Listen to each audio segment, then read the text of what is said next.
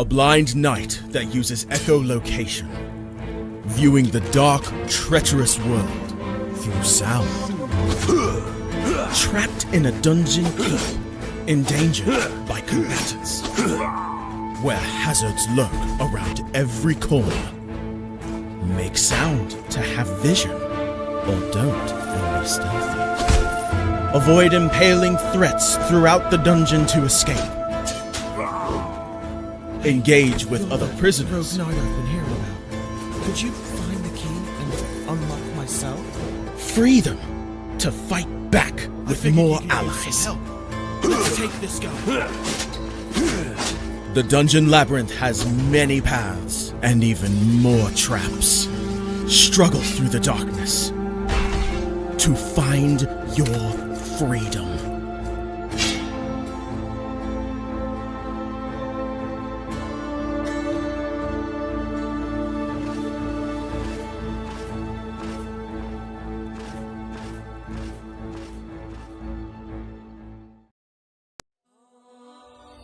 When Alex became a god, he thought he would have no problems at all.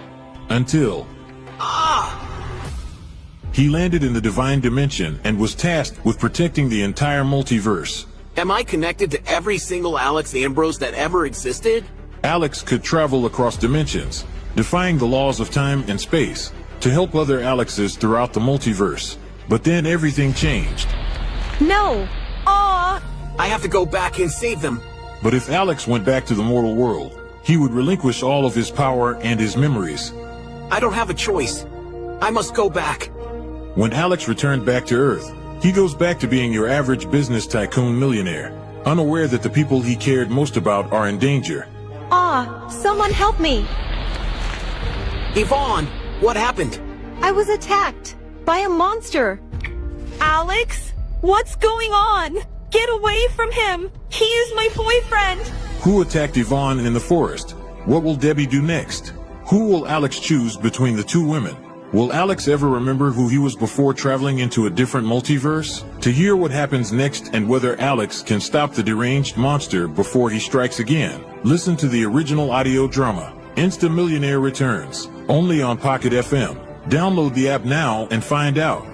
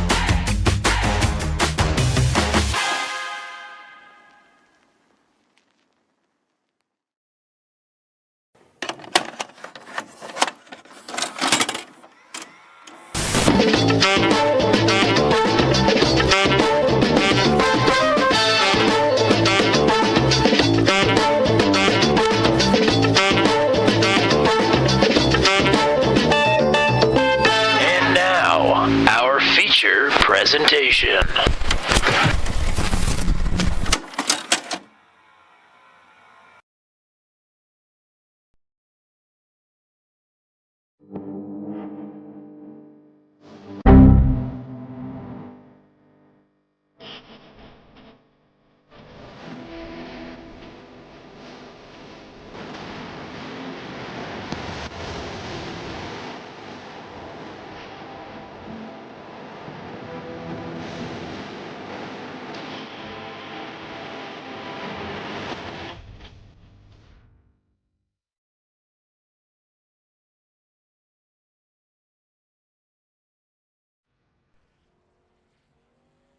Welcome back to Turn 200's coverage of Truck 200 here tonight. It is the penultimate round of the regular season here in season number 3.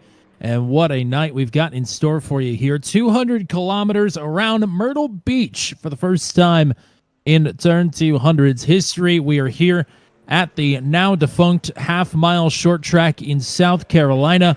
and this is going to be quite a very, very interesting night here as we get ready for tonight's coverage of the Chili's all-new Crispy Chicken Crispers present the Chili's Honey Chipotle Chicken Crisper 200K at Myrtle Beach Speedway, powered by Geico, where 15 minutes could save you 15% on car insurance, and Spirit Airlines, less money, more fly. My name is Tommy Cook. We got Matt Williamson alongside here tonight. Partner, you and I have been taking in all of the sights to behold in practice, and I can confidently say, and you're probably going to agree, this is going to be another short track night here on Turn 200. Yeah, there's no doubt about it. I mean, coming into Myrtle Beach, anybody that knows much about this racetrack and the history of short track racing in trucks here on the channel probably knew what we were getting ourselves into. So do we. I mean, that's I can't really say anything more than that. It will be certainly interesting, but the thing that you have to remember here is, I mean, we're getting down to the nitty gritty. We only have 2 races left, including tonight. We have next week at Las Vegas, and then we're right on to the chase. So, I mean, there are big implications and big consequences for your actions here tonight for quite a few drivers. So, the drivers, they're going to have to be able to watch their P's and Q's here tonight. Still 7 spots up for grabs, so let's take a look at how it stands headed into tonight. You'll see Gavin Sanders is, his number is in green next to his name. That is because Gavin Sanders is officially locked into the chase. So Gavin has nothing to worry about over the next couple of weeks. Hunter Engrav looking good there at plus 318. Justin Michael, Caleb Bency at plus 278, plus 265, respectively. One thing to note, anybody who is 224 points or more above the cut line at the drop of the checkers here tonight, they are going to be locked in. So you're looking at those 3 there for that. And also potentially Will Weister there in 5th. He might have that opportunity to get himself above that number there as well. Then you got Matt Schlosser, Scott Patton, Charlie Widener are your bottom 3 here in the point standings. Those 3 are the ones that are going to have some good nights here tonight to put themselves in a good position going into next week, because TJ Crampton especially is on the move. And then you got Brandon Groover sitting there in 10th. He's a good short track racer as well. He could really make up some points here tonight. Heath Smith, always a factor. Steve Roman, James Lehman, Mike Milfelt, Kyle Zittle, Dakota DeMade. I mean, we are looking at some spots here that could really be shaken up after tonight if things go awry. Well, Will Weister would have an opportunity to bump himself higher above the cut line here and lock himself in, but he's not here, and there is a chance that he's withdrawn from the season. Interesting timing for that. But regardless, you've got 25 drivers who are looking to take advantage of some folks who are not here tonight, including Caleb Bency, also not here in the starting lineup. But this is how they are going to line up here for 231 laps around Myrtle Beach tonight. It is Heath Smith with his 2nd career Truck 200 pole, and a short track winner this season. Earlier this season at North Wilkesboro, James Lehman will start to his outside in P2. It is TJ Crampton, Rockingham winner from a couple weeks ago, next to Josh Heggie, who had a strong top 10 run last week at Zandvoort, starting in 4th. John Kay's back in the lineup tonight. The Venom Truck Series champion starts in 5th, next to another short track ace, always the favorite to pull it off when we're under a mile. It's Scott Patton. And it's Matt Schlosser and Brandon Groover on row number 4, 2 chase hopefuls there right on the cut line on either direction. Steve Roman, Charlie Widener likewise there on row number 5.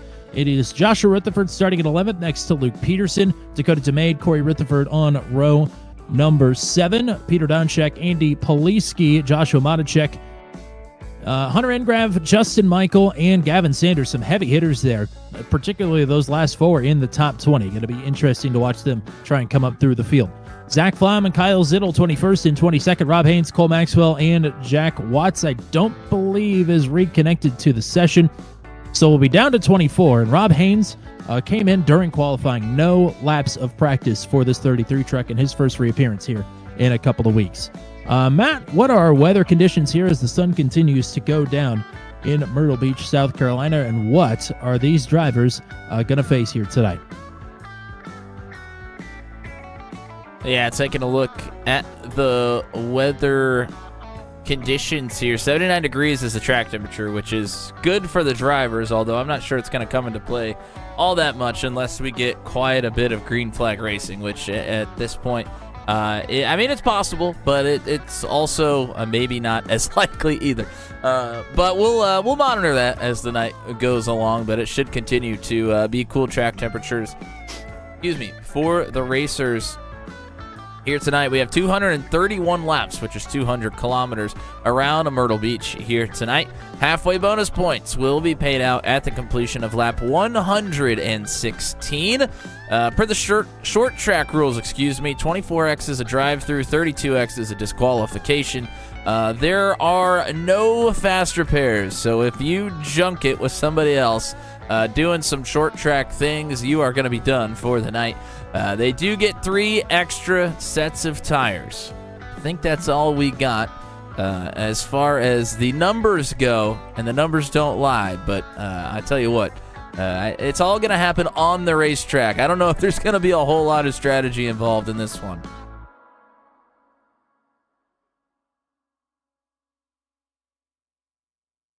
Strategy may just be survival, as we're about to find out what everybody has in store. I think survival is a good word for the night. 200 kilometers around Myrtle Beach. Heath Smith, green flag, we're underway. James Lehman nosing out ahead around the outside. The outside's going to be awfully tricky here. Coming back into turn 1, back at speed with cold tires. For anybody that's still hung up on this top side, going to want to find their way down as close to that inside wall as possible. Lap 1 goes to Lehman.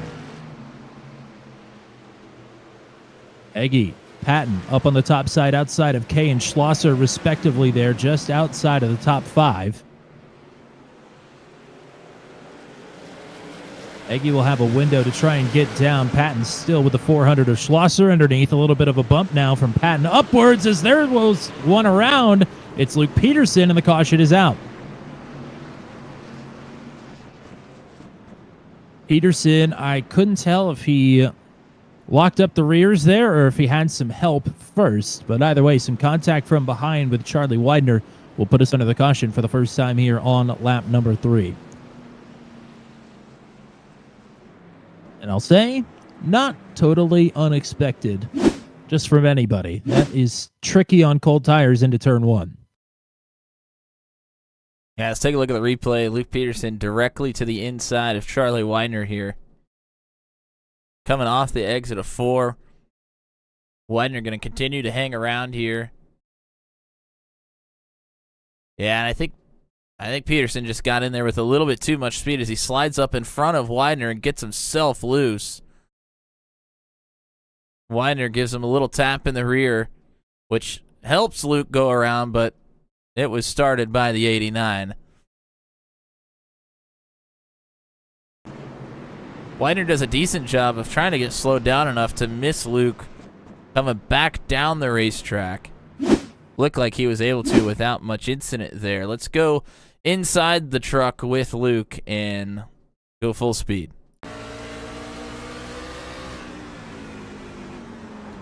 And you can see him start sliding. He's already turning the wheel to the right.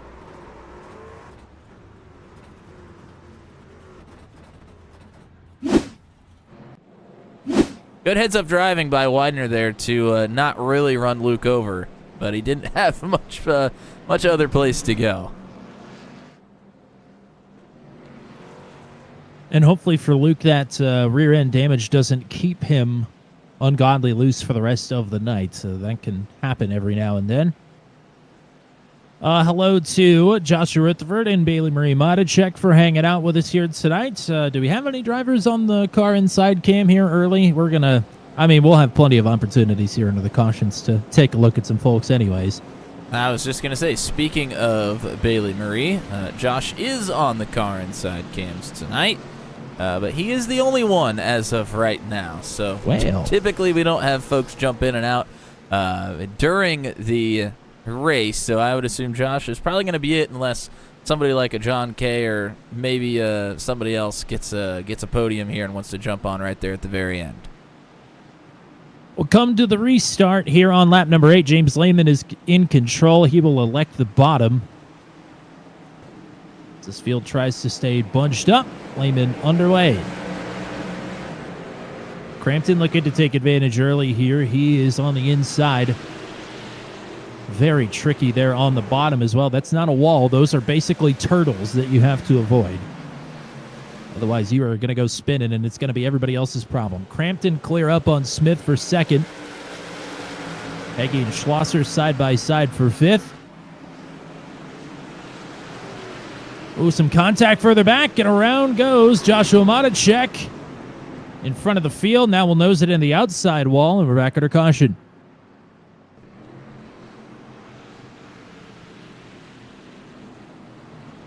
So problems, I think. He was running close with Justin Michael, Peter Donchak, Kyle Zittel, Brandon Groover, all in the area at the time. Let's see what sets this one in motion here.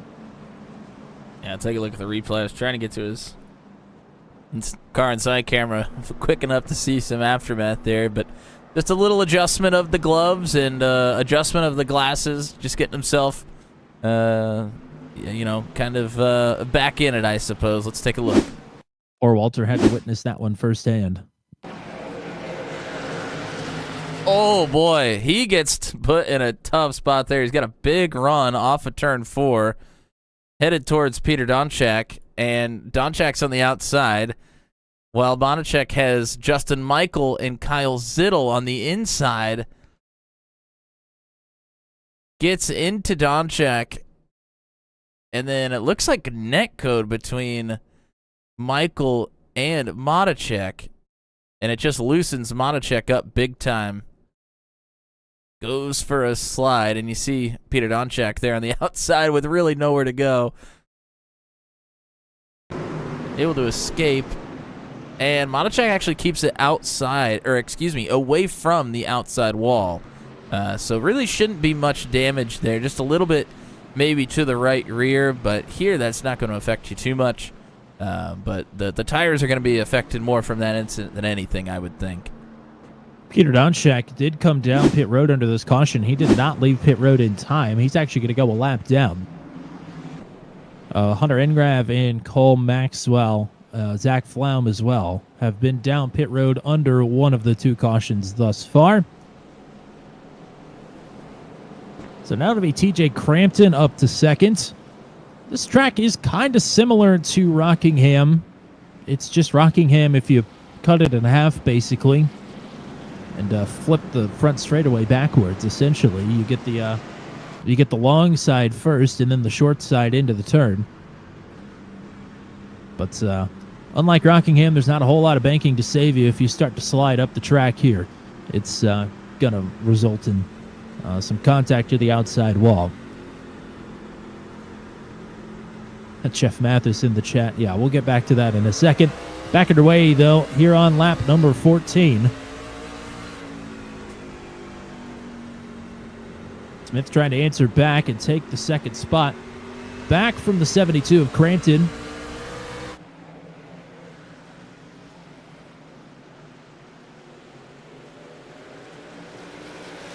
Man, gonna get Crampton. clear. Oh, he's into the wall, though. That front stretch wall will reach out and grab him. Yeah, I mean, he was flirting with it there on the exit of 4, and then did get into it on the entrance into 1. Ooh, side by side, broken up from behind, and now Schlosser nearly making contact there with Charlie Widener. Schlosser will slot in line in 7th. Moves Scott Patton up 1 to P6.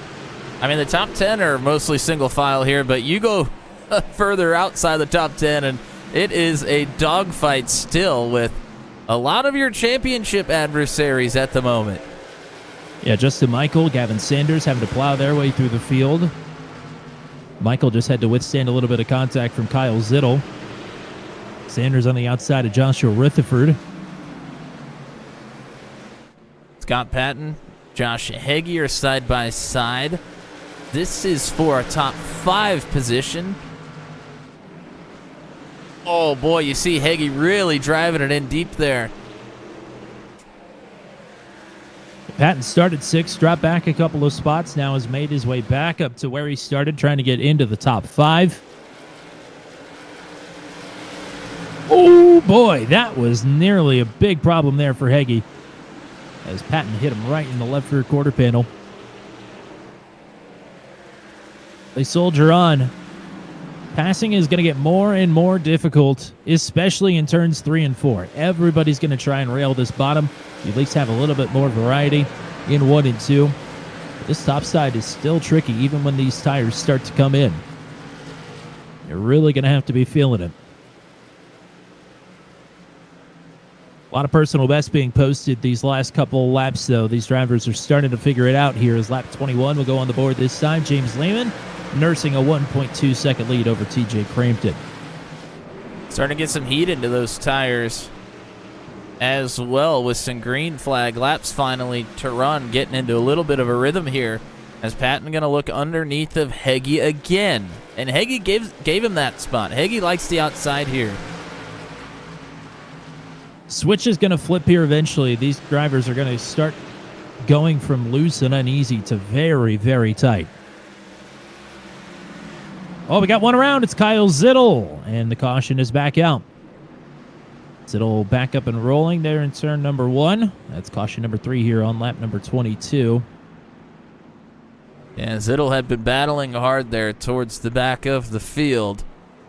We'll see what happens, but yes, to Jeff Mathis. Insert name 200 is not the official name. No, that is only the name on the ticker, because the official name doesn't fit. So we had to come up with something clever. But let's take a look at the doesn't fit either. No, yeah, exactly. The abbreviation that I would typically do doesn't even fit. So, yeah, we'll let you know here in a second.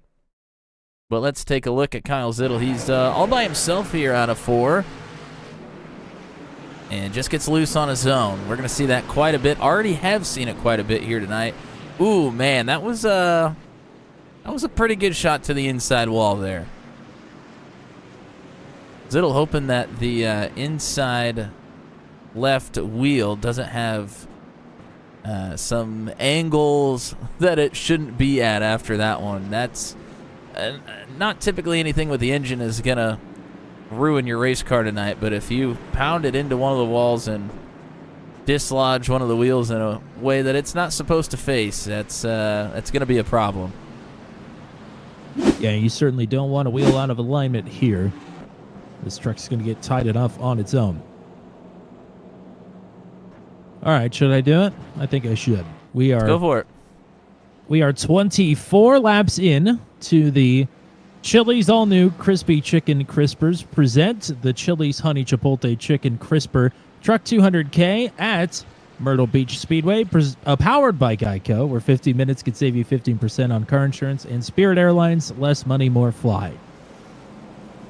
And you have 06 champ there in the chat, Mr. Jeff Mathis, to thank for sponsoring this race, putting it on the schedule, and giving it what I hope to God will be the longest name we ever have here for a race on turn 200.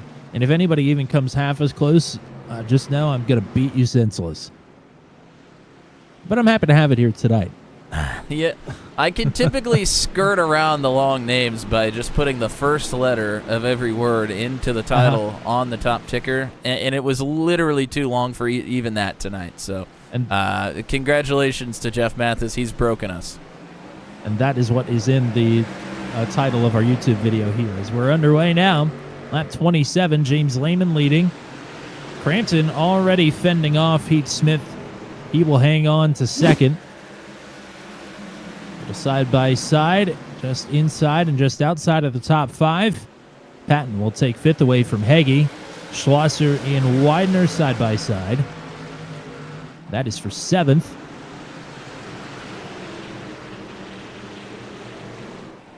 TJ Crampton searching around a little bit. He's kind of trying a middle to high and then an early diamond to get back down the racetrack down there in turns 1 and 2. John Kagan to get to the outside. Whoa, man, that was close. Trying to get to the outside. Contact. Heath Smith. Now Scott Patton's going to dive in underneath the 2. Oh, and into a the little wall. bit of contact with the wall. That was, I think, more than a little bit. That was a pretty hard shot there. Hopefully, like Kyle Zittel, he doesn't have any wheel alignment issues there. Unfortunately, he's kind of stuck on the outside right now, as Heggie does have a nose tucked right up underneath there, and now Kay is going to get clear. And he will happily take the bottom again. Yeah, as I'm sure everybody is wanting to be there in 3 and 4. Side by side for 10th right now. Poliski trying to take it away from Corey Rutherford. Corey making the top side work here in 1 and 2. I'm surprised it's working as well in 3 and 4, but boy, he's going to sail it in there. And gets a pretty good drive off. Oh, wow. Down just a bit into the 32 of Poliski, and that is going to open the door for Gavin Sanders to shoot the middle 3 wide. Sanders getting the elbows out here, trying to get into the top 10 for the first time. Oh, and Corey loose. oh man, hard on the outside wall again on entry. Oh, and Andy Poliski with the problem. He drops back a couple positions here. Yeah, Poliski was trying to keep it low. I think clipped one of those pit barrier turtles and got the truck loose. So that allows Sanders and Michael to go through, move Corey and Andy back to 12th and 13th. As now Sanders going to try and continue to march forward here. He's up to Steve Roman. First retiree of the race is going to be Zach Flaum.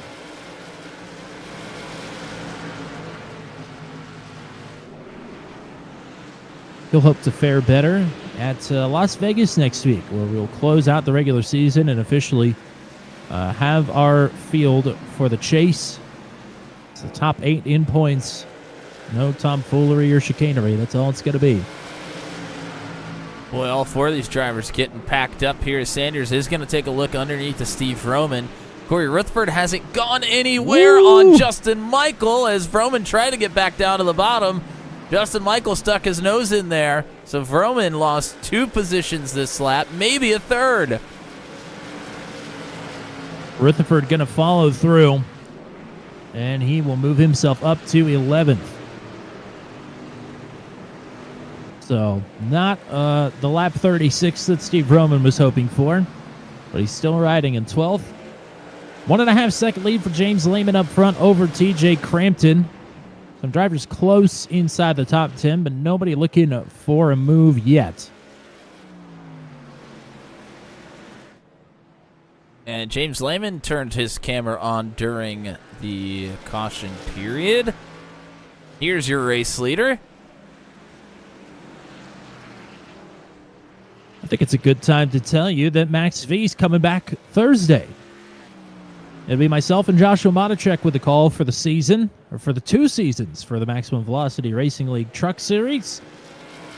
Excited to get back to it on Thursday nights. I know James is as well. I believe the first race is called the James is Lame Man 500. So. A little bit of contact with the wall there for the leader, James Lehman. He's just trying to push it in aerodynamically, you know. Yeah, he's really got a concentration face going on right now. The lips are sucked in, and he's putting him in. This is the one he wants. I mean, he wanted North Wilkesboro. He got it. He's on the board with a win. He could have had it at Darlington and threw it away. He's the short track guy. He wants to be the short track guy. He's got a chance to do it, and he's putting in great lap times on TJ Crampton, who is fading away 10th by 10th, lap by lap. Lap 42 on the board right now, and it's about 1 3/4 of a second gap from Lehman back to Crampton. Scott Patton up to 3rd. Heath Smith, John Kay, all great short track racers up here in the top 5. Couple of teammates going at it, and Andy Poliski is going to get the position on Steve Vroman, so Poliski will move up to 12th, and Vroman in jeopardy of losing a lot of positions here if he doesn't get it righted, as Dakota DeMade, Brandon Groover not far behind here, looking for some real estate.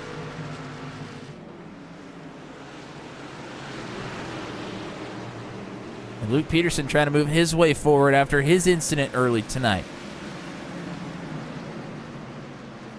Breach hanging tight there on the right rear quarter panel, trying to get it done around the outside of the demigod, Dakota DeMade.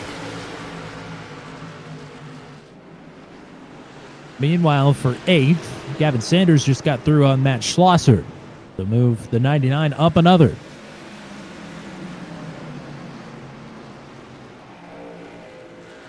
Peterson gets his pass complete on DeMade, and now Matichek trying to follow through on the outside as well. Not quite clear. Oh, he's onto the turtles there. Oh, boy. That almost was a huge problem for everybody around there, including poor Rob Haynes, who has been thrown straight into the fire tonight with no laps in practice. Slowly but surely, the 33 is trying to work his way through the field here. Wow. If he doesn't spit it out there. Nearly got into the back of Joshua Rutherford, who also turned his camera on as we talked about it under the caution period. How about it?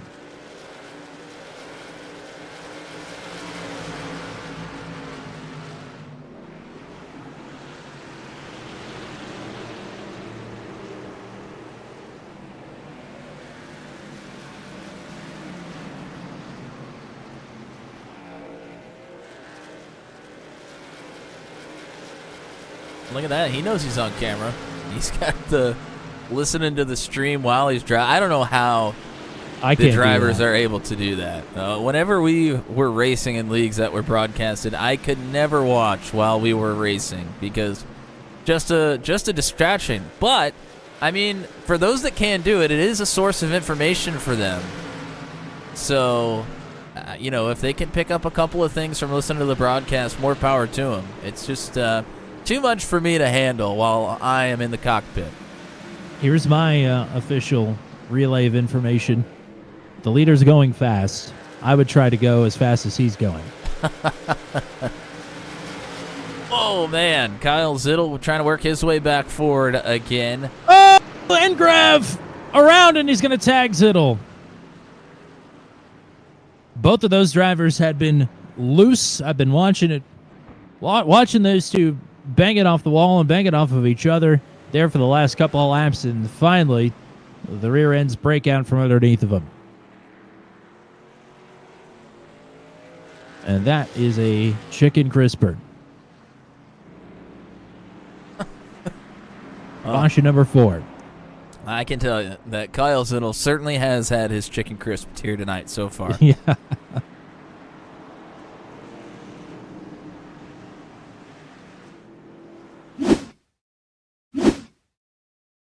So you see him and Engrav battling out of 4. Engrav going to get loose here.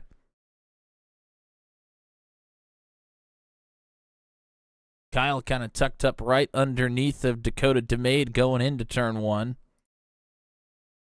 And Engrav is going to completely lose it there. And he's turned it sideways because I think he's trying to stay away from Zittel, but also save the truck if he can. It's just a little bit too much as he gets into the 53.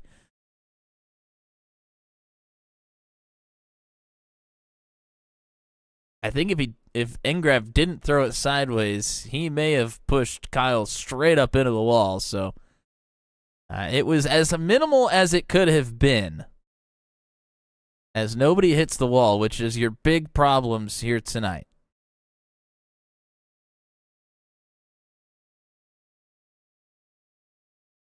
Two drivers under this caution came in from the top 10. John Kay and Matt Schlosser are going to try and mix it up here.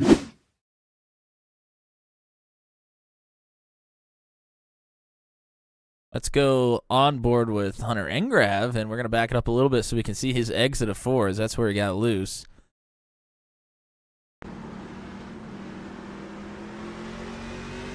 Trying to get into the throttle, he loses it a little bit, gets the tires hot, and then, man, right down into turn 1. Man, he makes the save. He doesn't even really go, he hardly goes up the racetrack, but there's just not much room down there. He didn't overcorrect it, which is the one thing that you really don't want to do. I mean, he pretty much kept it straight after the slide, but with not a lot of real estate, it's if you do something like that, it's impossible to not touch somebody if they're on your outside. Face truck is in. Lap 57 will go on the board this time. It's been all James Lehman up front after taking the lead on the outside pole.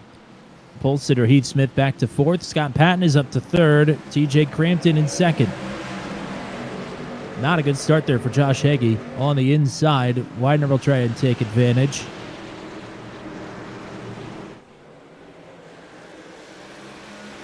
Crampton is stuck to Lehman's outside a little bit more here this time. In fact, he's got a bit of a nose out here in turn 3 and 4.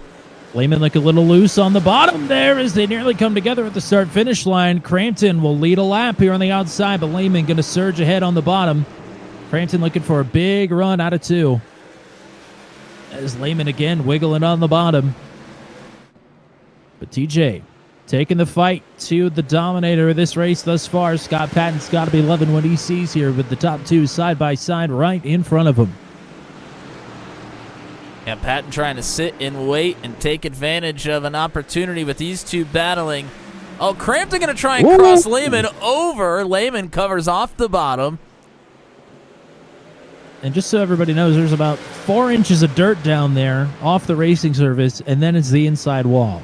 So that was going to be a risky move. James Lehman had it covered well, or well enough anyway. And yeah, Crampton's smart enough to not throw it away in that situation either. He realizes Lehman is going to get down there and backs it off.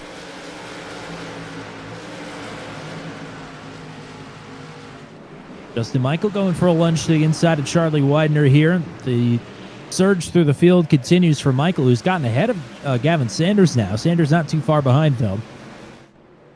But that is Justin Michael up into the top 5. And a report from Zach Flaum is that his VR headset went out. That is why he is no longer racing. Oh, Sanders thought was going to try and go for that dive to the inside of the 95. Not able to make it work that time. Crampton's, he's going to have to start looking maybe in the rearview mirror a little bit here as Lehman's pulling away a bit. And Scott Patton is now the driver right behind him as Gavin Sanders now has that real estate to the inside of the 95. Charging Charlie's been looking awfully loose out of turn number 4 the last couple of go-arounds, being stuck up there on the outside. Sanders trying to take advantage. Get a nose out ahead. He's just going to keep chipping away here at the 95, hoping that eventually it's going to stick. Yeah, it's a little bit tougher to run consistently good laps there on the top. I mean, if you can run them, it's still pretty good, but it's difficult to run them consecutively as Widener is going to try and pull down the racetrack to get back in line. Nearly made contact with the 99. Oh, and the caution is out. Kyle Zittel, Peter Donchak. Oh, and poor Kyle, almost in the exact same spot.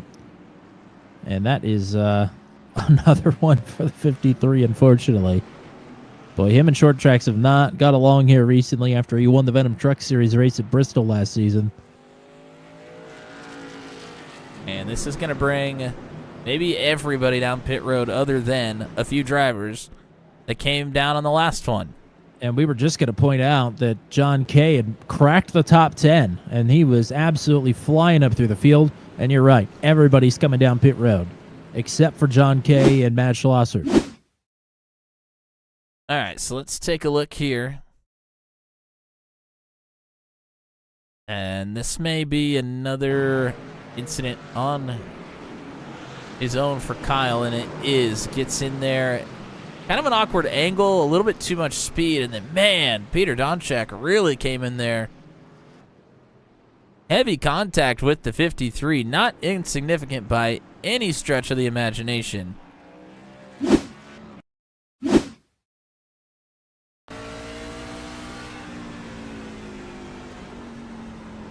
And Kyle, kind of on entry, may have felt like he was doing okay. And then all of a sudden, the rears just went right around.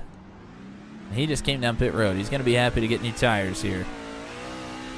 He will have a pass-through penalty to serve under the green. This will be the second caution that is deemed to be on him by race control, so he will certainly go a lap down here. Peter Donchak will be a lap down here as well. He's going to start running out of incident points to spare here as well, as we're only about a quarter of the way through this race. And It's I don't know. only showing him with 6 incident points, which is interesting. Huh. Very interesting. Yeah. I don't know what amount chicken crispers come in as far as a combo. If you get a 3-piece, a 5-piece, but I mean that's Kyle's Little's 3rd time he's gotten his chicken crisped here tonight so far. So he's working on a combo meal at this point. I may have to order him a chicken crisper meal after this. Not sure if they have a Chili's up there in Brown Deer. We're back underway. John Kay, Luke Peterson, Matt Schlosser, Joshua Maticek, all on older tires now compared to the leaders, or rather James Lehman, the former leader of this race. These tires are still pretty fresh, though, up at the front of this field. Yeah, had about 10 laps of green flag racing on them. We'll see how they fare. Oh, man. Lehman gets to the inside of Peterson. Oh, and Peterson into the wall there. We're trying to give some room here to Lehman. We has to check up hard, and Crampton just barely able to get woed up in time to not pile into the back of the 89. James Lehman looking to get on the move. He's pulled up to the back bumper of the 400. John Kay hoping that Schlosser can give a bit of a fight to the 50. They are 3 wide behind him, with Poliski on the bottom, Maticek in the middle, and Smith going to gain a lot of spots there on the top side. That was almost a disaster.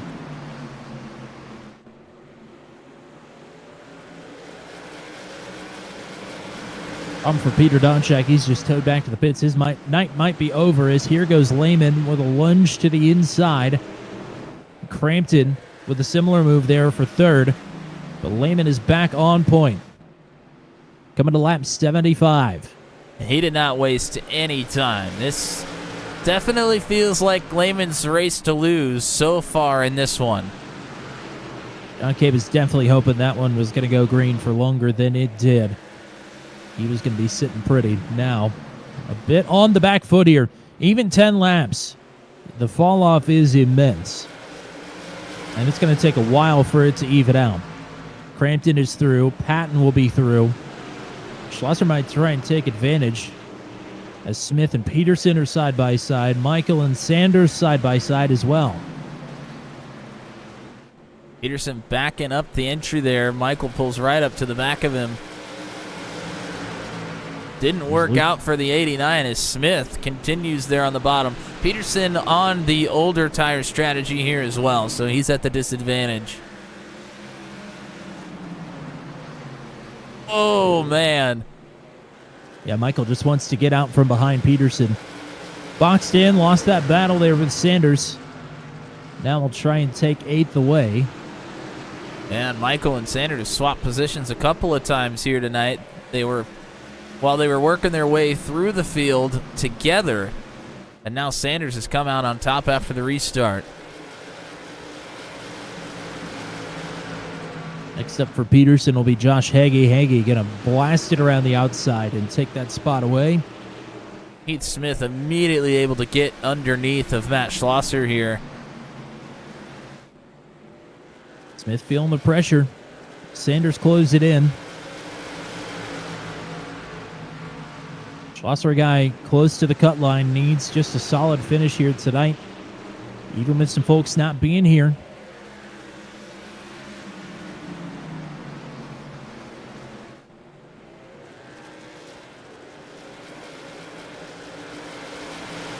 Something he'd like to do is to hang on to some bonus points, but at this point, I'm not sure it's going to be possible unless we get another caution.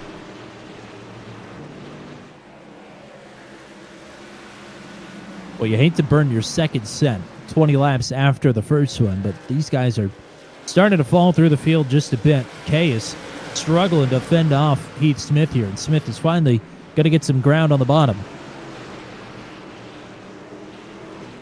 Justin Michael underneath of Matt Schlosser at the same time here as well. And Michael clears Schlosser quickly. Heath Smith clear of John Kay as well. Sanders will follow suit and stay in pursuit of Heath Smith. So Sanders to P5. 2-second lead for Lehman over Patton. Not all that is on pace alone. Patton had to do some work to get through traffic, but Lehman's still lapping 0.2 quicker than the driver behind him. Did we mention that James Lehman's from Myrtle Beach, South Carolina, which just so happens to be where this track used to be? I don't know if we have mentioned that tonight. A little extra motivation. Not only is a short track, which he likes, a little bit of a hometown race here as well. You know, this is one he was eyeing at the start of the season. Oh, one in the fence. It's Luke Peterson once again in turn number 1, and the caution is out. Now it's going to get interesting. Are there some drivers out there right around the cut line that come in to take tires to try and drive themselves forward for the bonus points? Or do you just continue to play the long game here?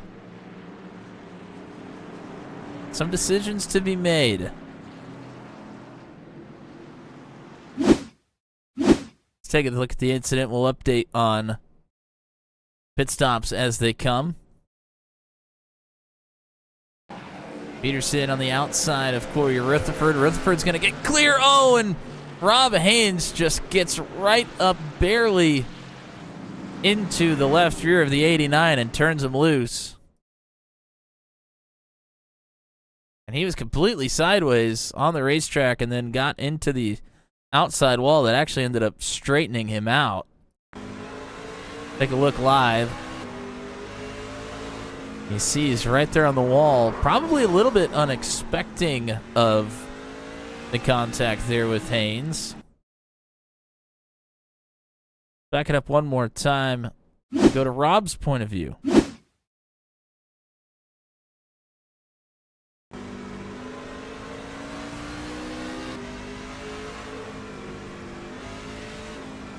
That's just one of those short track racing deals right there.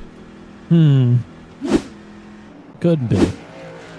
At a short track?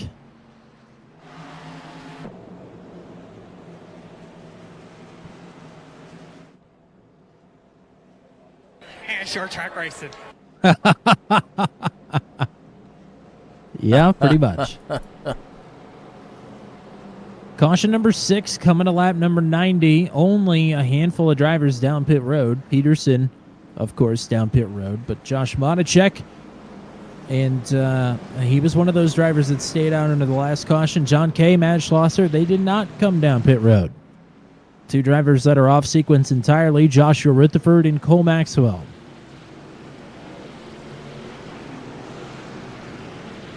Cole Maxwell, I believe, another South Carolinian in the field tonight. So home state drivers showing out. Lehman back to green. We'll see if Patton can do anything with Lehman right back in front of him, or if maybe TJ Crampton could take second back away from Patton here. The outside is not where you want to be on these restarts. Crampton going to try and take advantage.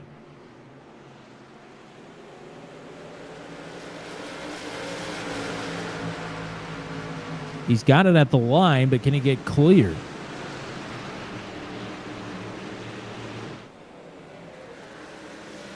Oh, man. Patton had to hang onto it as he about got into the outside wall. He's going to get in line here behind Crampton. Crampton to second. Now going to take a dive underneath of the 72. Caution is out. Kyle Zittel is stopped on the track.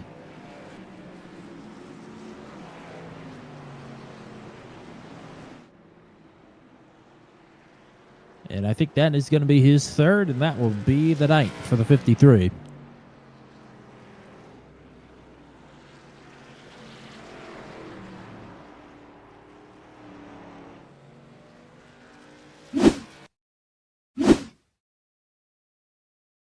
Yeah, I think this is going to be very much the same sort of incident we saw in the last one for Kyle. He's entering on the top side here and just loses it there.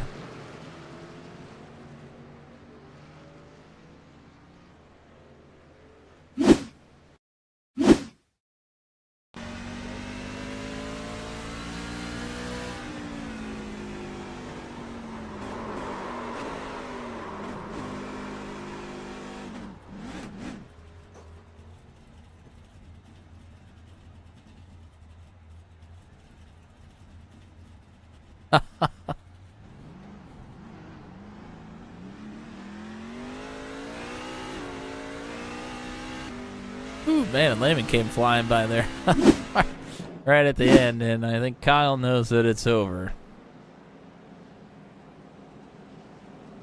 Probably a little bit dejected there in the cockpit as he sat there on the bottom of the racetrack for a moment.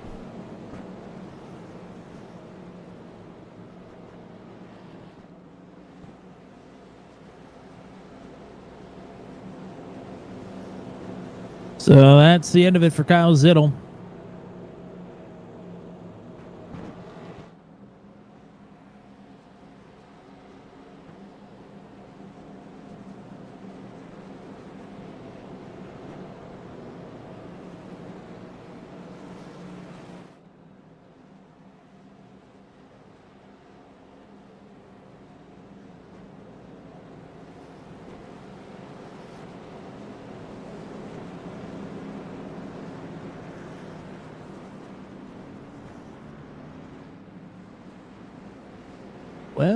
Well. Coming to lap 100. Not quite to halfway. Halfway bonus points being paid out at lap 116 at the conclusion of. James Lehman has led all but just a handful of laps here thus far. Crampton now in second. But history shows that may not be where you want to be unless you are TJ Crampton. He's fared pretty well on the outside, and he's been the only one. Back to green. There's Patton underneath. Couldn't quite get it fired off well enough.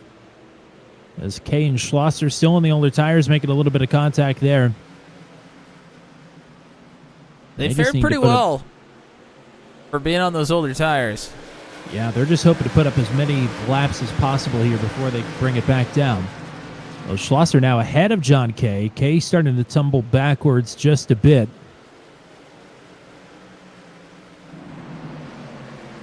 As Patton can't get clear of Crampton yet. I mean, Crampton's been able to stay strong on the top side here. That's really not a big surprise, but Patton now going to get clear. Crampton going to get in line. Oh, Sanders and Michael together there out of two. And these two have been just about joined at the hip, having to start at the back of the field and work their way up. And that's the short tracks usually goes one of two ways. You're either going to be very chummy after the race or you're going to be throwing hands. Yeah, I mean, they've worked forward together and really haven't had any issues with each other. So, I mean, good on both of them to be able to stick around each other and not make any incident out of it.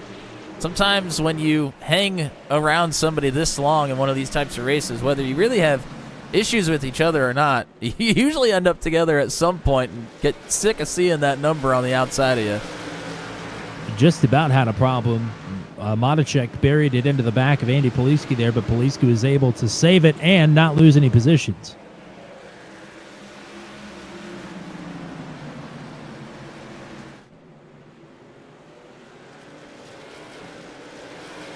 There's Kyle Zittel in the chat. Yeah. It's a rough one.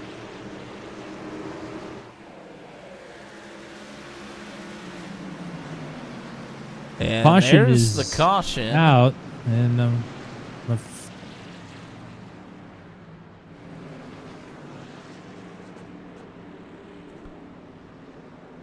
Yeah, it sounds like there was not an incident, but somebody was loose. Not even sure who it was. Somebody sliding down.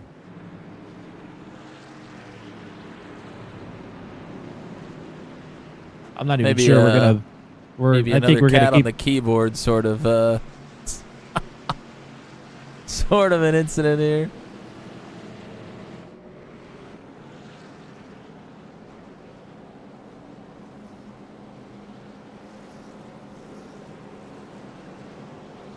I'm not So, sure if John Kay came down pit road, but it sounds like over the radio he may be done for the night. Says he's not feeling well. That's a shame. Kay was Maybe. in for a good run. Yeah, he was. He was putting up a good fight there, too, on the older tires with Matt Schlosser. So Schlosser going to be left out on his own among the Sharks with the oldest tires on the racetrack, along with Cole Maxwell. Cole Maxwell down in 20th, though, and Schlosser trying to stay in place there in 7th at the moment.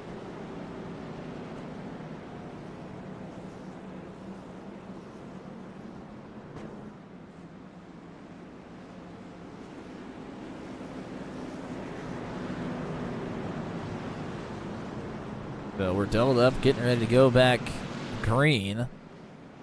Be interesting to see what kind of a restart Patton can have on the outside here. And will Crampton be able to follow Lehman through on the bottom, just like Patton did to Crampton on the last restart? Not far from bonus points here. Lap 108. Halfway at 116. Boy, Smith on the outside did not get going. That'll open the door for Sanders to go from the top down to the bottom and try and follow Justin Michael through. Michael up to 4th. Sanders challenging for 5th. And Crampton was able to get through to 2nd on the restart. So TJ Crampton, can he make anything happen?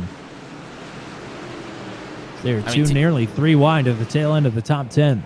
DJ is just on the outside looking in, so, I mean, him just getting 2nd here with bonus points would be huge.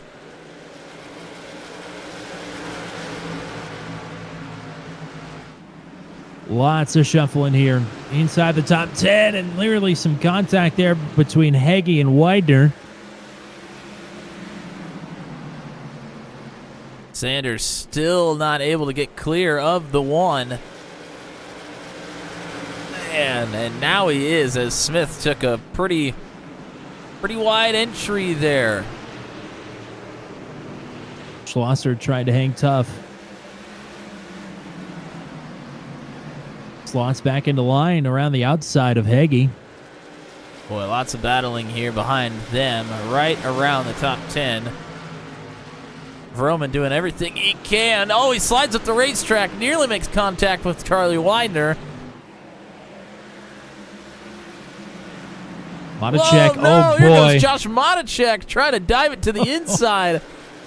He's still got a trying nose to take in it 3 there. wide. Oh boy, yeah. I would wait a minute. Oh, there's a little bit of contact there, and Vroman's going to get clear. Now Matacek going to be underneath the 95. That's the room he was looking for. Man, he's diving it hard down there in turn 3.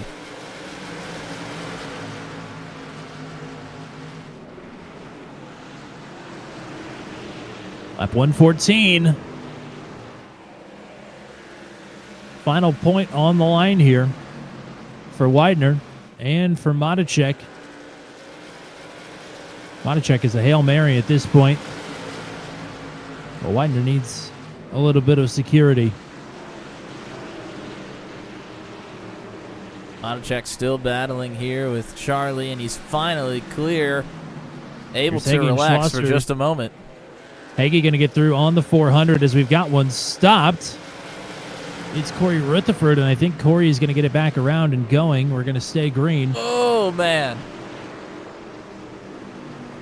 As this is the final lap of the stage, or rather of the front half of this race, and James Lehman is going to take himself 10 sweet bonus points.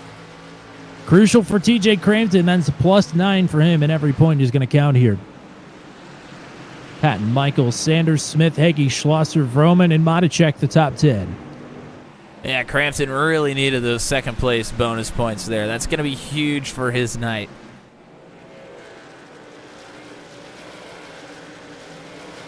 Monacek back to battling on the inside here. This time it's with Steve Vroman in the 00. Yeah, Joshua's on a mission here.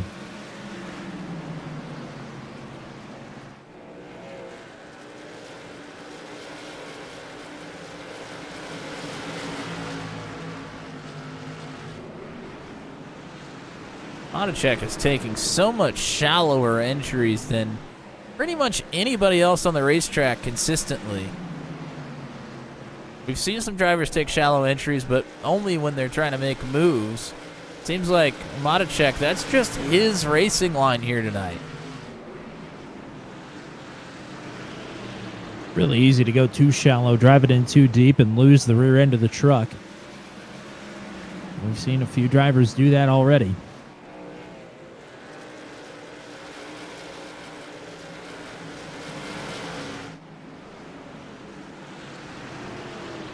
Sanders and Michael starting to battle it out a bit again here with Scott Patton right in front.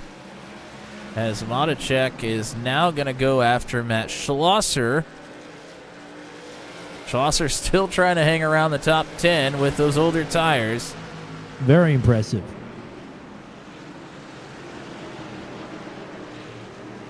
Monacek will take that 8th position away. 1.5 second lead for Lehman over Crampton. Crampton himself nearly has a 2.5 back to Scott Patton. And Patton is about to have his hands full, if he doesn't already, inside the truck. Yeah, a couple laps ago, Sanders kind of got a little nose in there on Michael, so it gave Patton a little bit of breathing room.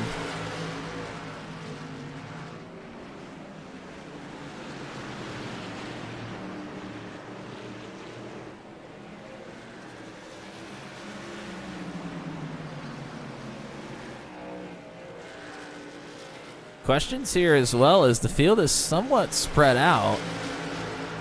How many green flag laps are we going to get, and do we get to the point where you have to come down pit road under green flag conditions?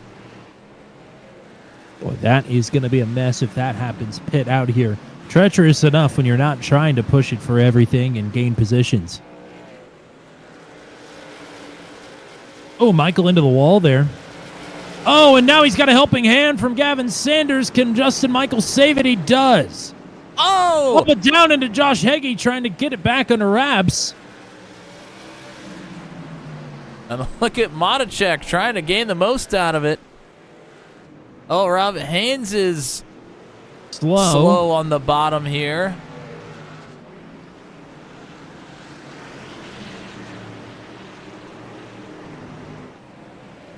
Sanders didn't try and take advantage and get through on the 87 there, so that's probably some admission of guilt. No caution. We're still under green here. Lap 127. Make it 128 this time.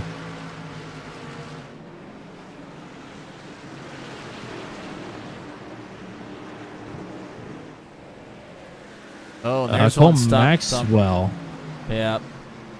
Yeah, he might be calling it a night here. Yep. That was a toe to pit road for sure.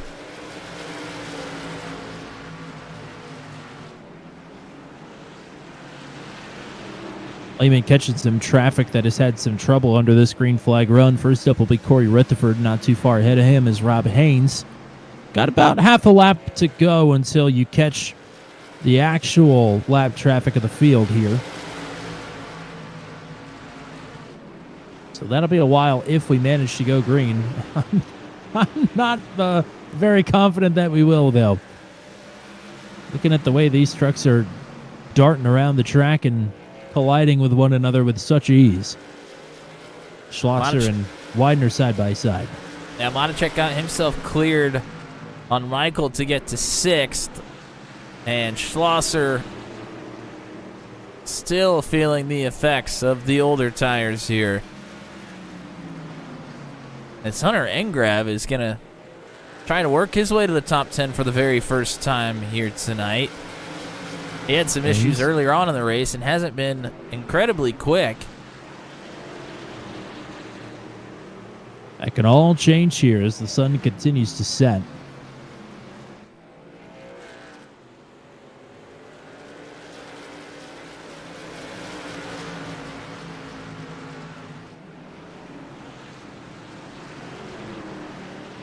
Oh, problems for Corey Rutherford. He has slapped the wall very hard there on the back straightaway, and I think that's going to give him a meatball flag. Still green.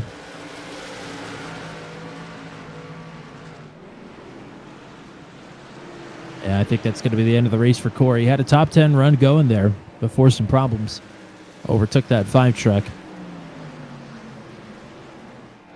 So all of a sudden, starting to look really, really loose. Monachek's gotten through in the last couple laps, and now Sanders has caught him very quickly as well. He is not looking comfortable out there.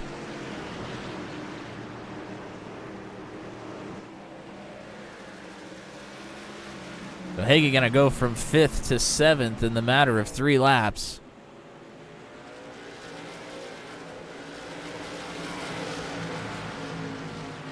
So Michael, after the little slide and save there, has not quite been the same. Maybe that's him backing off the pace a little bit and trying to save the rear tires and get the temperatures back under wraps, but he's certainly not quite been the same.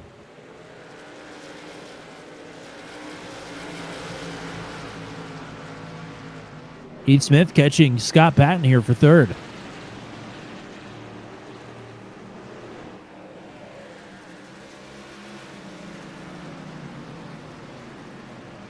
And Smith is through. That was very quick.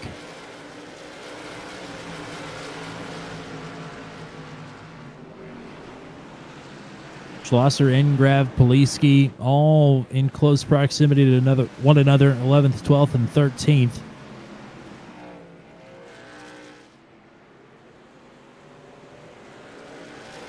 Last couple circuits around, TJ Crampton started to be a little bit quicker than James Lehman. He's cut it down to a 2.5. We'll keep our eye on potentially the battle for the lead here eventually. Little contact between Engrav and Poliski. Oh, and Engrav going to pile it into the back of Andy Poliski. And that is going to bring out a caution. And there was no doubt in my mind that was a little retaliation for whatever happened on the front half of this lap.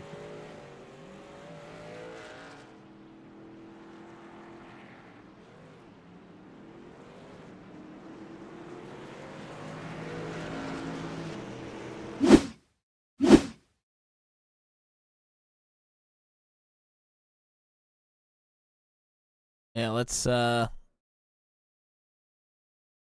going to back it up a little bit further here on that one, as you mentioned some issues early on as Engrav right in behind Schlosser. Having to kind of check up Poliski. Some contact between the two of them down there, and between turns 1 and 2, Poliski slides right up in front of the 77. And Engrav is going to give him a little brotherly love there, you might call it. Not sure Andy's going to feel the same. No. And that is Engrav's second incident of the race, so that is going to bring him down pit road here under green. And just as he was starting to get this race put back together, it's going to be more difficult. Oh, boy. We have one driver that has stayed out here.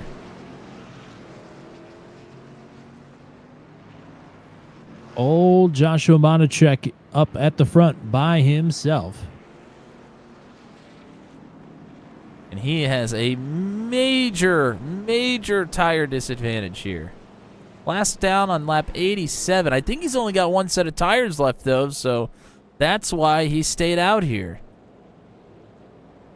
Under the caution, James Lehman hit the wall on the front stretch right past the start-finish line there, right where it angles in.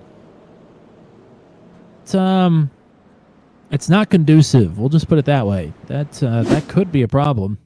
He was going decently fast as well. We're going to take one quick look at the Sanders and Michael incident from earlier.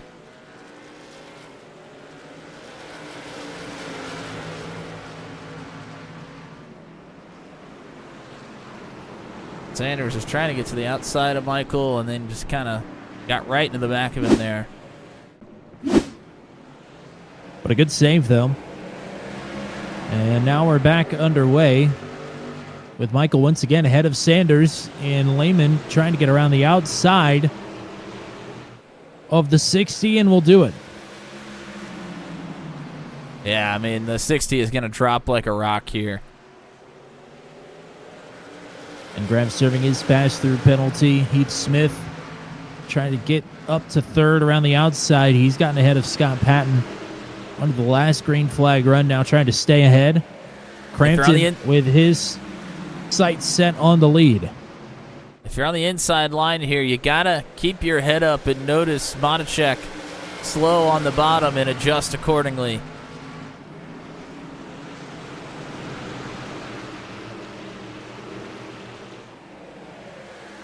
Still a gaggle here just at the back half of the top 10. Seventh on back is a mess.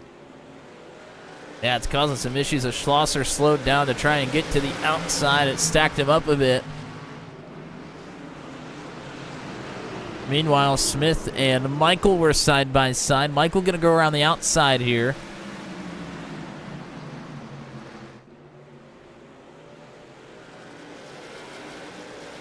So Patton back through on Smith. Michael through on Smith. As Hunter Engrav is elected to call tonight after the pass-through penalty. Whoa! Oh, Schlosser and Heggie with some contact.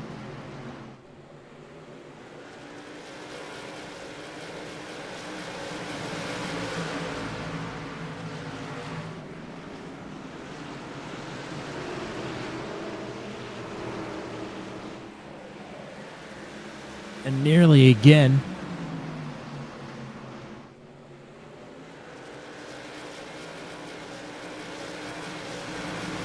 Now Schlosser having to fend off Steve Roman here. Roman going to look to take it underneath, but Schlosser has it well placed, and he'll hang on to 8th for now. Brandon Groover into the top 10 for the first time tonight. We'll have Gavin Sanders coming up on him pretty quick. Sanders not much of a factor on this restart, especially considering where he was. He was ahead of Justin Michael. Now Michael is up to 4th, and Sanders is back in 11th. Not sure what happened under this cycle of green flag pit stops for Sanders to be so far back. Or green flag pit stops. Under this most recent round of yellow flag pit stops. But either way, not really going to affect Gavin Sanders all that much, although we do have to talk about the seeding when we get to the chase. I think he's pretty well got the top seed locked up, but it's not impossible that Michael could sneak in there and take it from him. Especially with another win tonight. Michael will be looking decent to maybe snag away the top spot headed into the final 5. Problems for Joshua Rutherford. He is in an awkward spot here, but I think he's going to get it back up and rolling as the leaders are approaching. Yeah, and Lehman right here trying to work his way on the outside. Man, he caught him in a tough spot. Easy to get tight. Making that move to the outside right in the middle of the corner, but Lehman able to navigate. So this will drop Rutherford right into the lap of the lead pack. 9/10 of a second from Lehman back to Crampton. And Rutherford going to let Crampton have the inside here.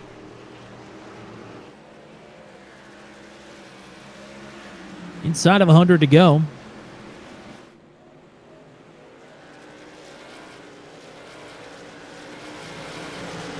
Rutherford, a little scrape of the wall.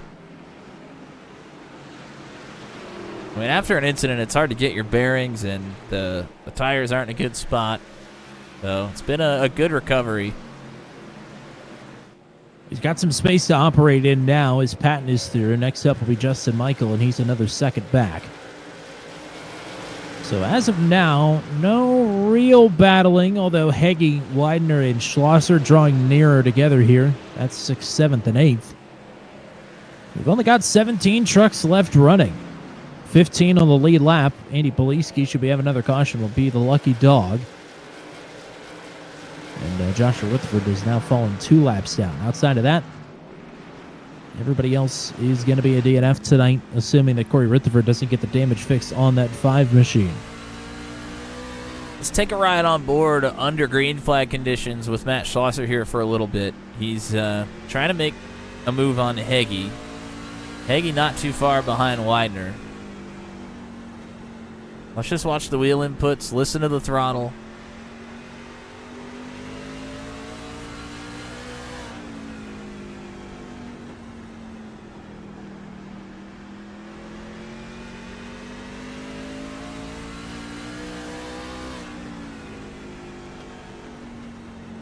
See Schlosser almost counter steering into the corner there in turn 1. A little bit of wheel to the right, and again there the same on entry into 3.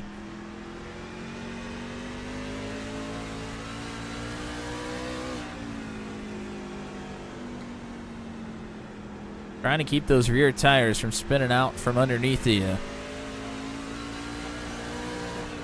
Little kiss to the wall, not going to hurt anything.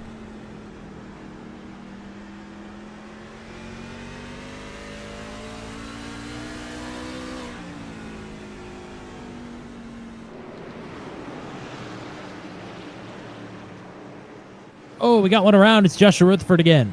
Caution's out. And I think he's trying to let one of the top 5 go, and maybe Yeah, I think he... a little crossed up in the communication of which side of the racetrack he was going to end up on there. Well, that will be good news for Andy Poliski, and it'll be interesting news for the rest of the runners, as that's caution number 10.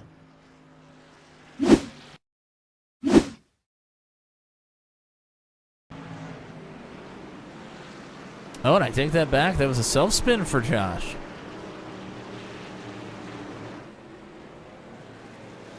I mean... Josh nearly brought it back out onto the racetrack, but did a great job to keep it down there.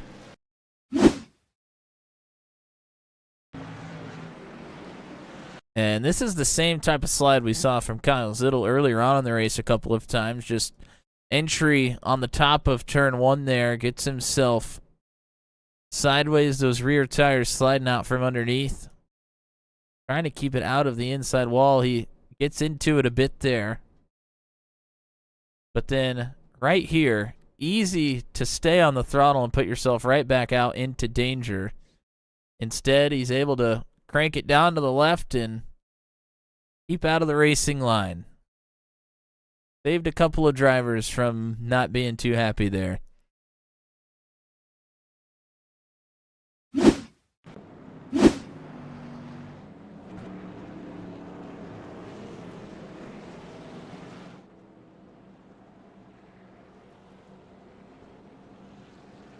A call from Josh in the chat. Tires too hot. Yes. Definitely.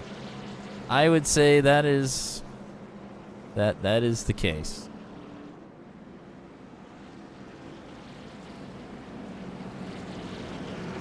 I wouldn't say we're quite in the home stretch yet, but we are within sight of the home stretch. For James Lehman, this is the home stretch. Interestingly enough, the lights are on, sun's continuing to go down, but the track temperature really hasn't dropped that much. Only a few degrees. Granted, not a great start there on the outside. It opens the door once again for Patton. It's the second and third merry-go-round here. Oh, but Crampton, great drive through the middle of the turn. Not quite able to get clear on Patton. Now he might be able to. Out of 4. Great drive on the outside. And Crampton's back to second. Patton still. Doros open here on the bottom. TJ's just got a way to get around the top side here that most other people have not figured out yet.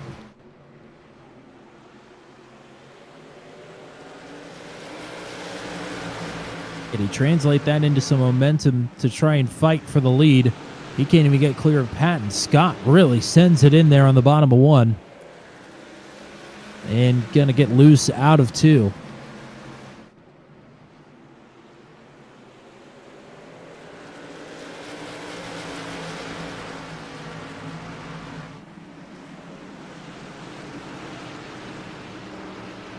Michael by himself in 4th. Heath Smith, Charlie Widener, Matt Schlosser, all right there for 5th, 6th, and 7th. Sanders and Roman side by side for 9th.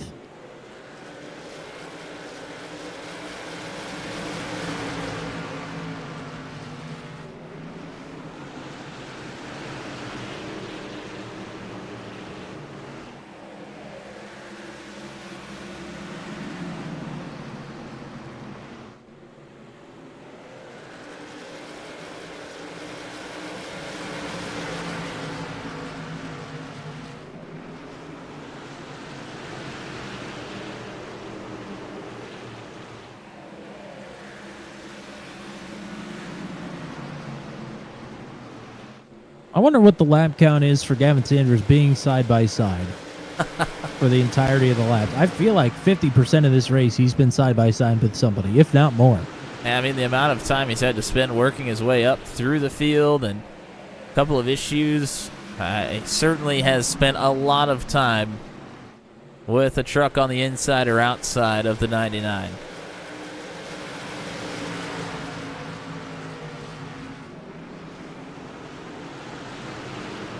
Check, slightly fresher rubber here. Set a personal fastest lap. Employed the bull bar a little bit to move Sanders up the track, and now we'll have some real estate here down low.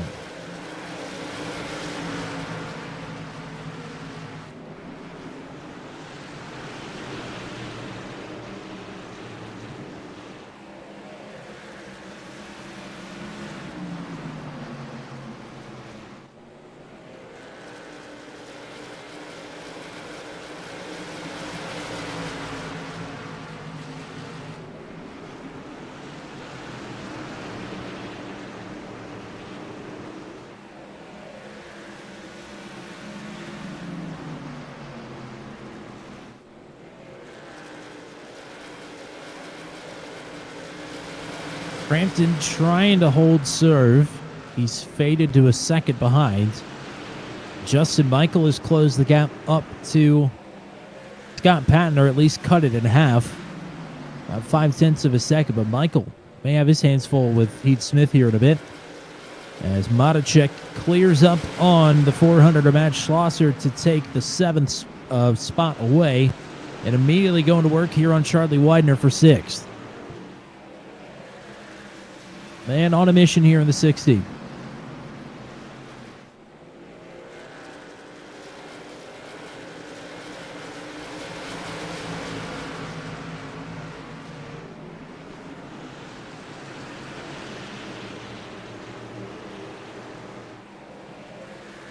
If we do happen to race this out, Matacek will be in a good spot. Yeah, I was just going to mention that as well. I mean, Josh is really hoping that this continues to go green, at least for a very long time, where there's only a few laps left at the end, if not all the way. He's got about, to my count, he's got 23 lap fresher tires. Yeah, that would be about right. Under green flag conditions, that's probably about correct. But he's got nothing left in the pits, so if a caution comes out in the next, 30, 35 laps, he's going to be in a really tough spot because everybody else is going to come down pit road at that point, maybe save for a couple of guys at the back of the field that want a shot at, putting the parachute out in front of everybody else at the front of the field. Modicek carving him up right now. The only driver that's faster is the race leader.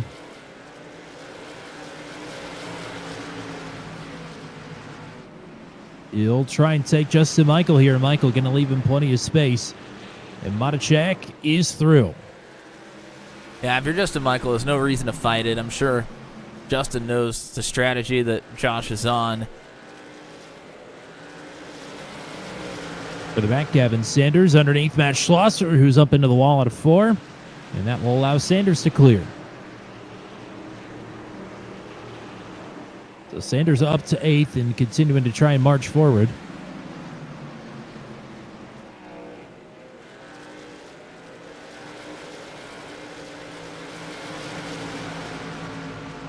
Modicek looking for provisional podium here. He's got Scott Patton to a truck length and a half down the back stretch.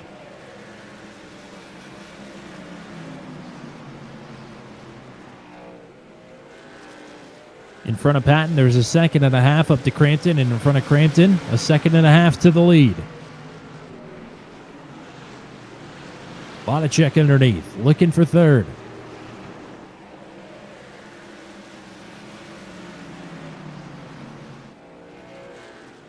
Trying to get the front of this truck to turn at all.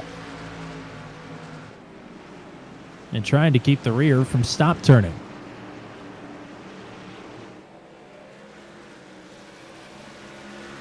Joshua through to third. Rob Haynes will take spot number 12 away from Brandon Groover. Poliski will try and follow underneath.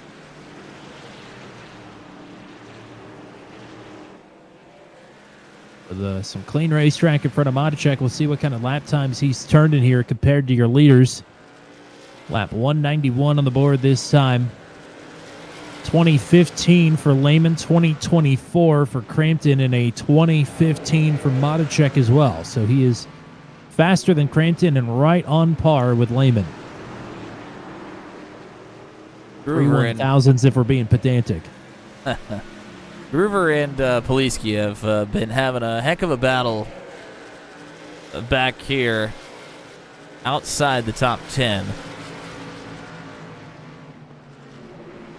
Poliski's got it for now, but they have yo-yoed this position back and forth a couple of times. Oh, and Josh Hagee has a problem. Hagee's slow on the top side of the track. Still green.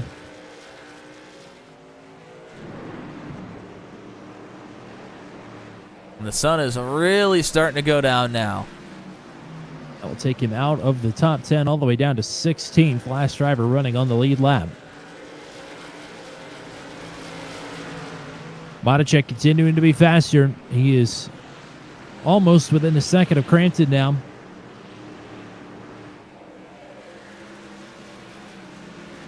Sun continues to go down. Track temperature actually up a little bit from the last restart. Of course it is. Oh, it's up a lot. It's nearly to what it was at practice. It's up to 85 degrees. These drivers were practicing at about 87 degrees. That is surprising. I am sure they were hoping it would go the opposite direction. Weren't we all?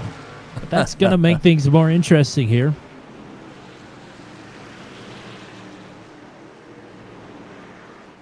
Couple of battles going on here. Justin Michael dive to the inside of Scott Patton.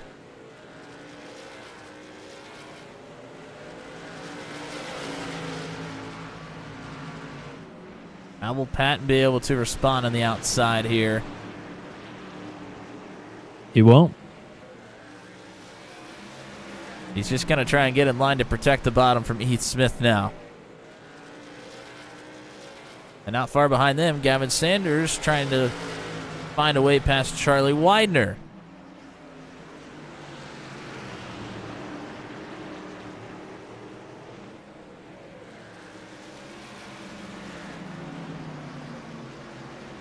Andy Poliski takes 11th away from Rob Haynes.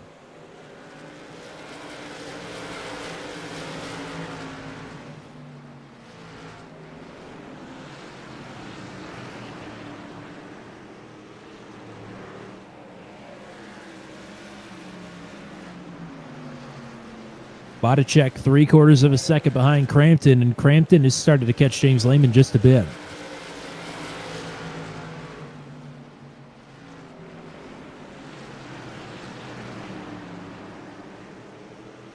As Smith trying to get the best of Patton here and will. Put your pole sitter back into the top 5.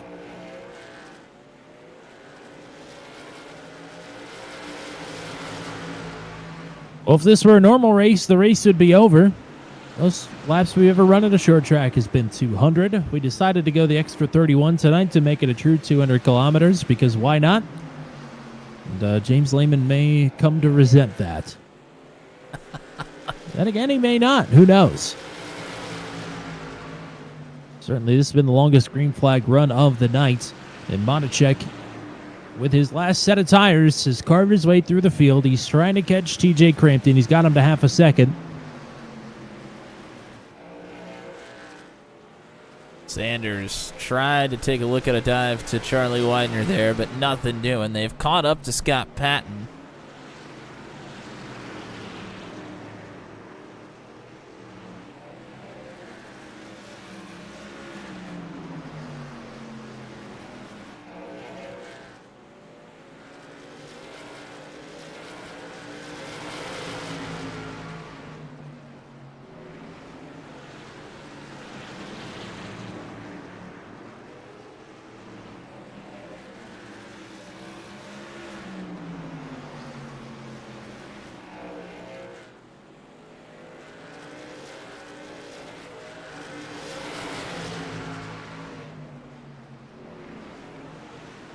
And now Charlie's going to look to the inside of Patton here.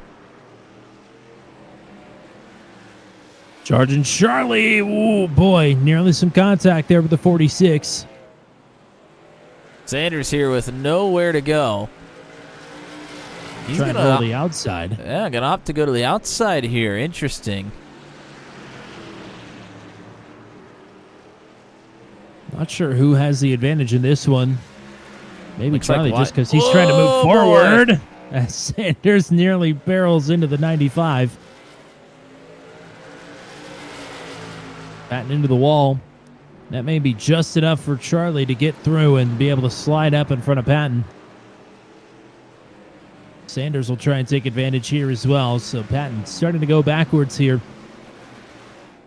Trying to hang on to 7th. Modicek has caught Crampton to within half a second, but has not been able to burst that bubble yet. It's been about 5 laps. Joshua Rutherford down pit road. As Sanders was clear there for a second. I'm trying to get underneath of Widener at the same time. Little offense and defense. Wow, Sanders really opting to go with that shallow entry, but I fear he is really heating the tires up. Might have to take it easy for a couple laps here as Monacek continues to close in on Crampton. Yeah, he finally burst that half a second bubble. Now it's inside of a truck length. But can he find a way through on Crampton? And while these two have been drawing closer together, they have been putting in some time on James Lehman.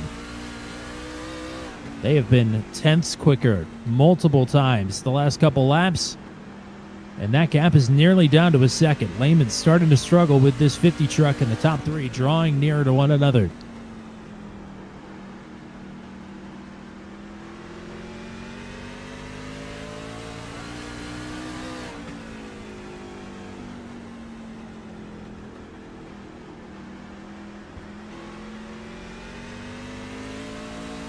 Big slip up there for Monacek that time.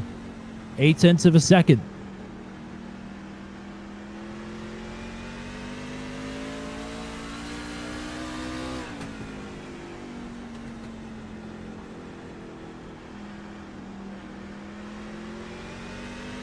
Monacek's line much lower through turns 1 and 2 than Crampton's.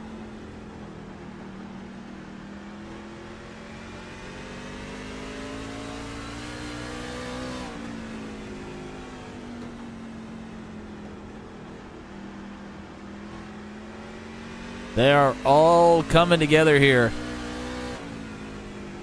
This is going to get very interesting at the front of the field, as there are multiple drivers that are slugging it out further back, mainly Schlosser, Vroman, and Poliski, that may factor into the battle for this win as well.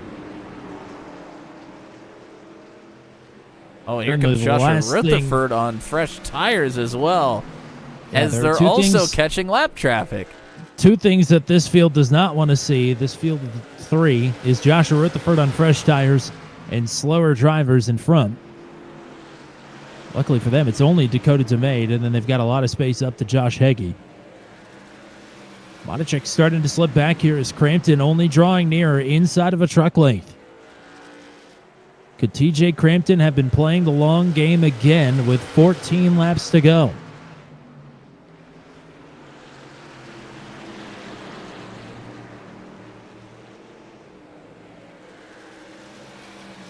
Oh, Lehman into the wall.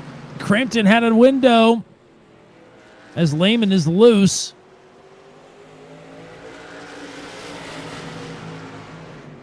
Crampton going for it. Oh, man, this is going to get tight with Dakota up top. He backs DeMade out rolls to out of it. Yeah. Crampton looking to take another one late. Lehman fighting.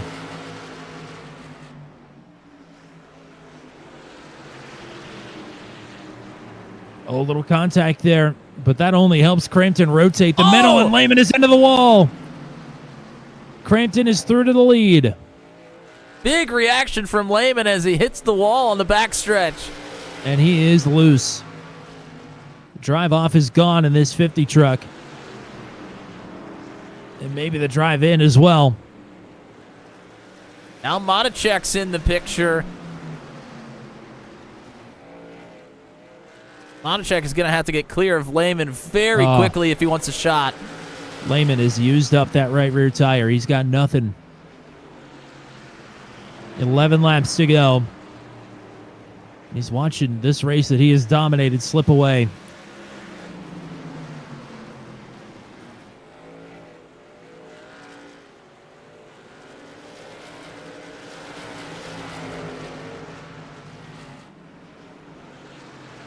Now we look towards Monacek and Crampton. Does Monacek have enough tire left, or did he burn him up trying to get through the field? Andy Poliski may have burned his rear tires up. He has just brought it down pit road under the green. That will take him out of contention for a top 10. He was awfully slip-slidey as well. Battling further back, Schlosser and Brandon Groover battling for a top 10. Groover has been quiet here tonight and may reward himself with a top 10 finish. He's got it.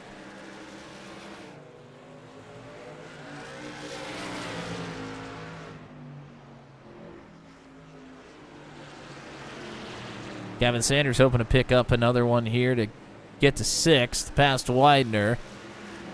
Not much time left to do it, though. Crampton's into lap traffic, but Monacek had to let Joshua Rutherford go through, and that really slowed him down.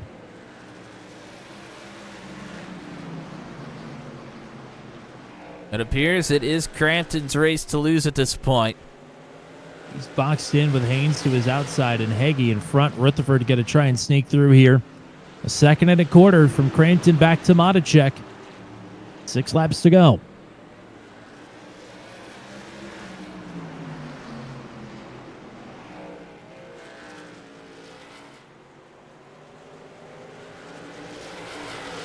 Now Crampton's put 3 trucks between he and Monacek.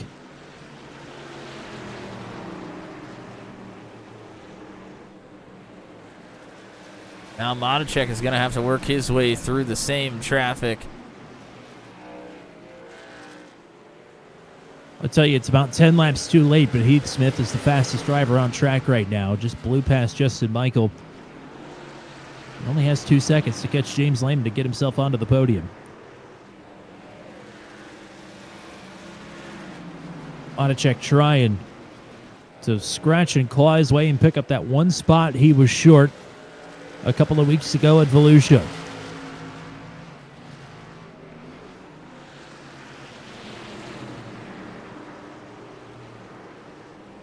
Scott Patton, Brandon Groover side by side for 9th. Groover has surged late in the run here. 2 laps to go. Matacek, with nearly a second to clear, is out of time. Crampton just needs no cautions and no whammies.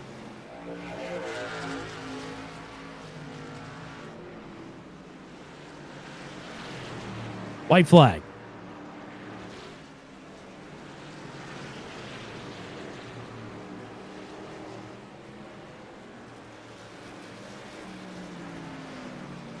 He was the best at tire management at Rockingham, and it seems he's done it again. TJ Crampton for win number 2 on the season here at Myrtle Beach. Joshua Matacek in second, James Lehman in third.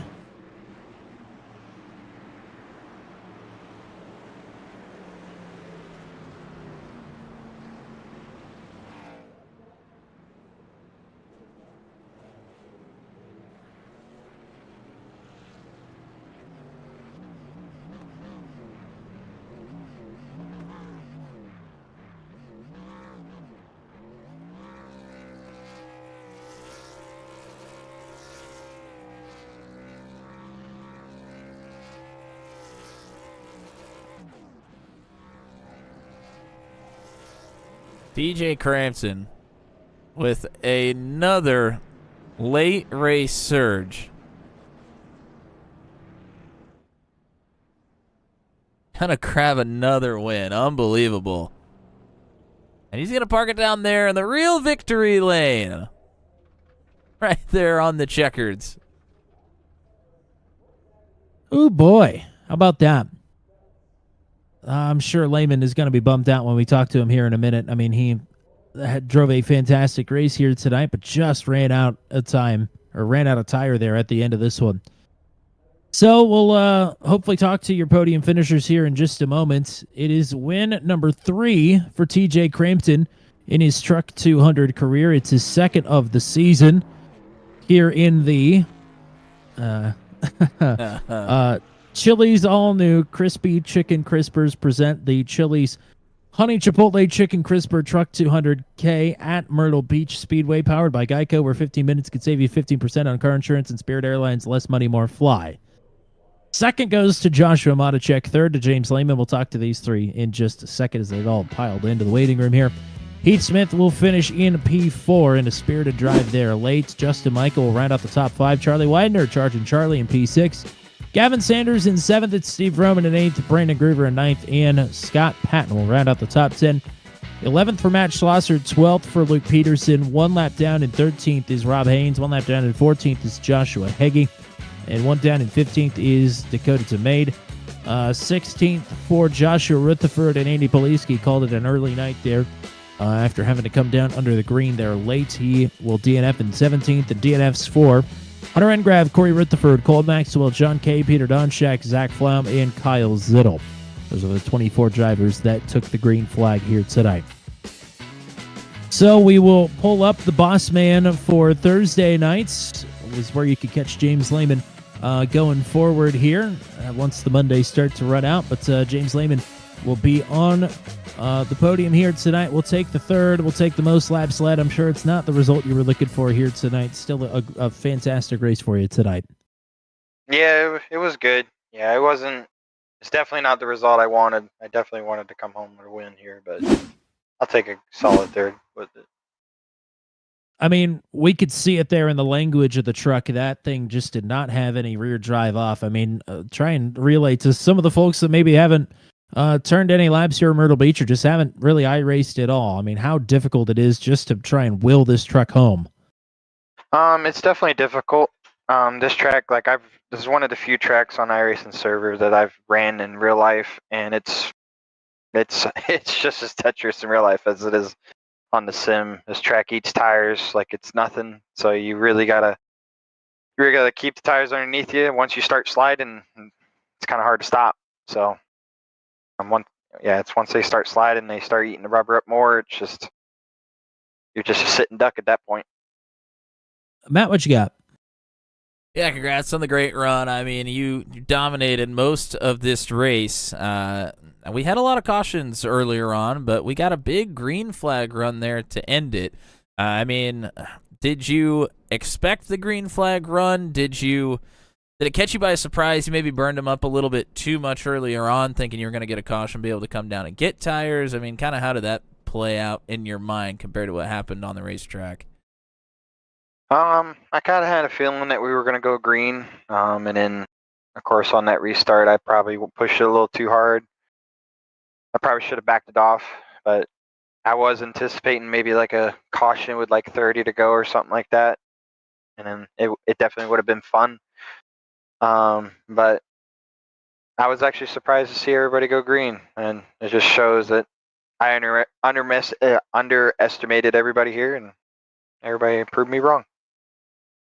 Well, let's switch gears a little bit. It's the big opening week back for the third season of Max V Racing action here on Turn 200. I mean, it's super speedway racing Thursday night, but really this whole opening season, what can the folks expect compared to the week to week highlight reel that was Max V truck racing last season? What to expect? I mean, if you've watched last season, it's probably going to be very close to what it was. Just a lot of action pack, really good community of guys. We're changing it up a little bit this year with races and how we're doing. The races are going to be slightly a little bit longer. We're going to shorten the season from running a 36 race season to a 20 race, but we will be doing 2 20 race seasons this year. Playoff system, we're going to kind of go with a little bit of a shootout style, 5-lap shootout series. 5 shootout round pretty much for the top 12 in the points. But I'm definitely looking forward to it. You know, we're going to limit the 3 sets of tires, no matter the track, no matter the track and combo and laps, no matter what. I think that's going to be interesting. I've already done some testing where it's going to, you might have to stretch a set of tires once or twice. So you probably can look at the schedule and you can figure that out really quick. But I'm definitely looking forward to it. If anybody is listening or watching later on that cares to join, we are still accepting applications. We'll accept them throughout the whole season. Check us out on maxvracing.com. Our Discord link and our registration form and everything will be up there, and also the rules and our entire schedule. So it's good crew to fall in with, that's for sure. We're looking forward to getting Thursday nights back in action here. Let's get some shout outs for you tonight before we let you go. Thank you to you guys, man, for putting on this. It's sad to see it go at the end of the year, but I love it here. Thank you guys for broadcasting. You guys always do a fantastic job.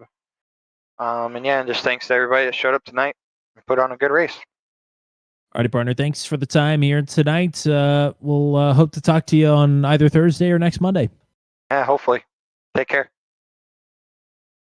Nice spread of representation across our podium here tonight. We've got a Max V driver, we've got a Venom Truck Series driver, and we've got a Turn 200 homegrowner that will take the win here tonight. But it's your driver that was charging there late, Joshua Matacek in booth 200. Will take his second runner-up finish of the season. Congrats on a strong run here tonight at Myrtle Beach. Thank you very much. It's good to be back. I mean, what a race for you. You you had to work for it multiple times over to work your way through the field from the back, through the field from the back, through the field from the back. And finally, we catch you on some fresher tires here late in the going and no caution to throw things to the wind, basically. Yeah, I was definitely on the no caution train there at the end on that last long run. I jumped into practice with maybe 10 minutes left. I told Bailey, I said, well, I have the track. I may as well race it. So I jumped in here late, got maybe 20 practice laps, set the slowest time just about it on track. So I was just here to have fun and never raced here. So I decided to test what was more important, tire wear or track position. So I stayed out when everyone else pitted, which put me up front and very quickly went back to the rear. But as soon as the next caution came out and I was able to get fresh tires on, I also just as quickly came back through the field. So I made my bank right there that I was sticking to this strategy, and it just ended up that we had caution-free run at the end with me on the freshest tires in the top 3. So it wasn't a bad strategy call after all. Matt, what you got? Congrats on a great run. It was fun watching you kind of work your way through the field there towards the end, wondering if a caution was going to come out or not. Ended up working out your way. You kind of mentioned that you came in with not a lot of practice. I mean, how much did you improve just driving, not even the tire strategy or pit strategy or anything, just how you drove the racetrack? Kind of what did you learn throughout the evening that helped you on that last run? I think the biggest thing that I learned that really helped me come through the field on that last stint was, everybody to get in to 1 and 2, you really had to go in high and kind of upset the truck almost to get it to turn in order to get a drive off the corner. But when traffic is so packed, it really didn't give any benefit. So I was just running it in hard and breaking the truck down right around the bottom in 1 and 2 and was able to get alongside. And track position is so key here just because it is such an awkward shaped corner for 1 and 2 that it just worked out that getting alongside was all it took to make the spot up. And once I figured that out, I mean, I started ticking off faster and faster laps. I mean, every couple laps I'd go a 10th or 2 quicker. And it just ended up putting me out front where I needed to be for that last stint. Well, we talked to the boss man, James Lehman, about Thursday nights coming up here. You'll be in on that action as well for this upcoming season. What's are you excited to get up here in the booth on a Thursday night? Oh, I'm absolutely thrilled. I don't think Bailey's heard enough of it. But hate to put you out of the job, Matt, but it's my turn. I'm looking forward to it. Looking forward to seeing what you bring to the broadcast, brother. I hope it's worth it. Well, we will find out here in a few days' time. But fantastic stuff here tonight. Congrats on another runner-up here. Another strong run for you. Shout-outs for you. Shout out to my buddy Walter here. You know me and the in-car cams. I've always got to do something, and deciding last minute I got up, ran to the closet, didn't know what to put on, still in my work clothes, but I saw Walter sitting there on the couch, and I'm like, I'm gonna have a buddy in the cockpit tonight. So shout out to him. Obviously shout out to Bailey. She's a champ when it comes to me saying, well, I'm gonna take 2 hours and play video games, just almost every night it seems. But she supports it. She loves it. She enjoys watching.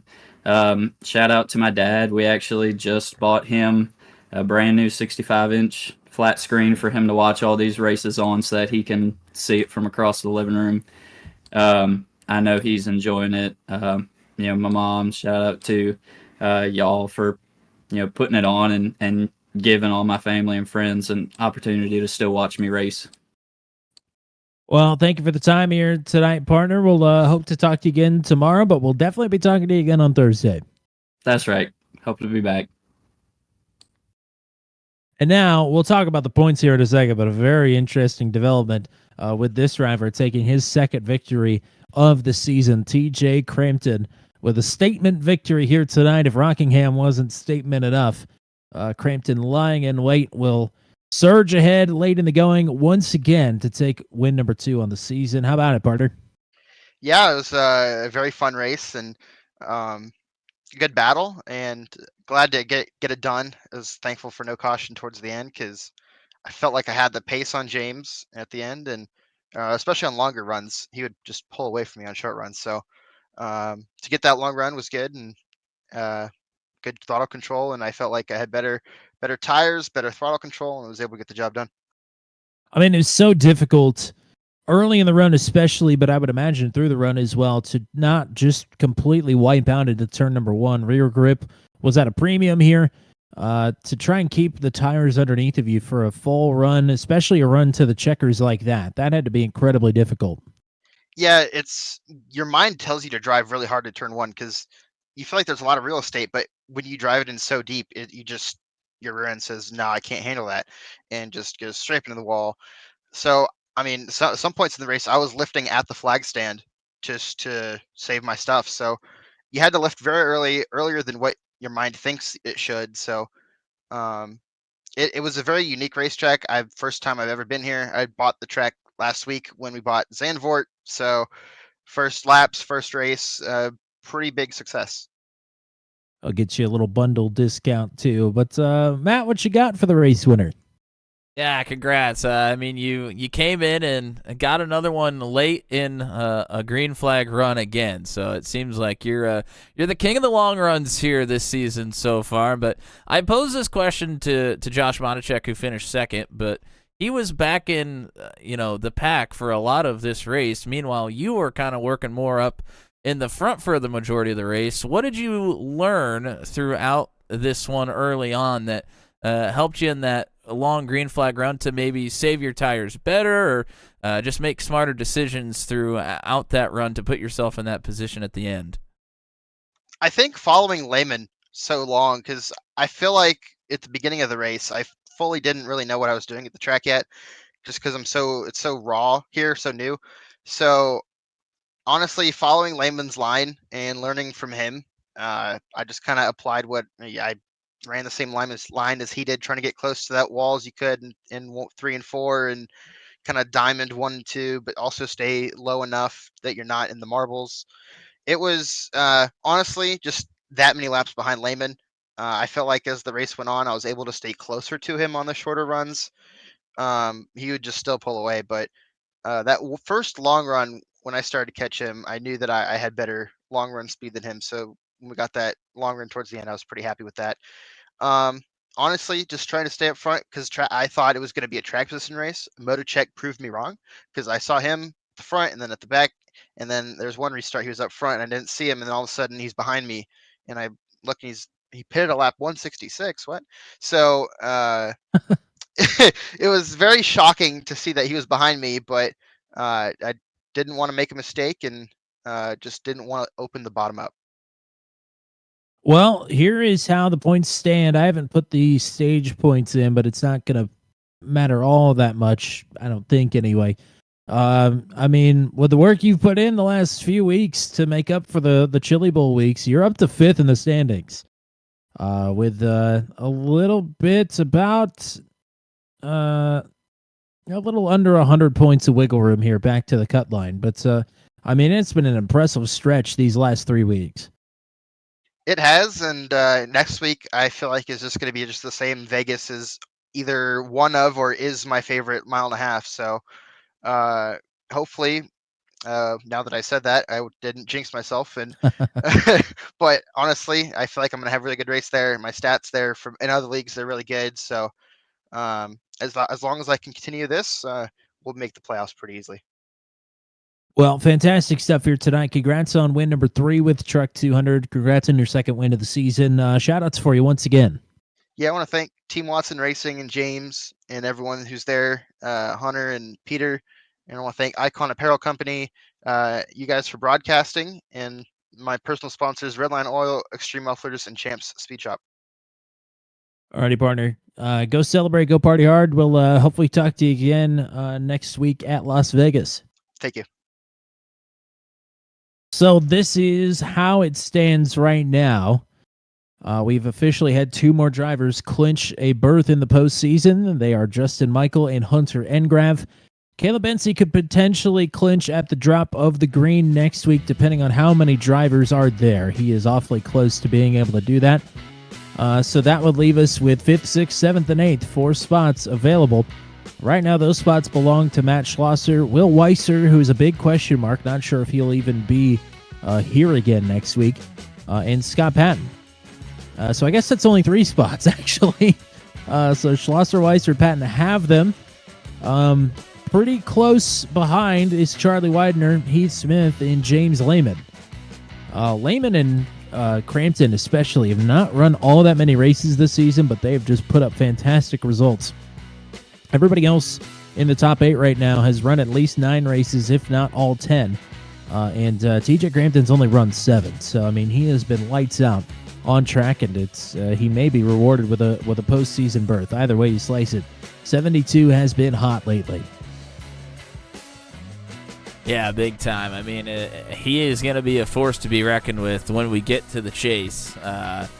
But there's a lot of drivers that are going to be forces to be reckoned with. So it's going to be an exciting time. But we still have some drivers trying to get into those top 8 next week. So that is going to be a very, very interesting race. You're not going to want to miss it.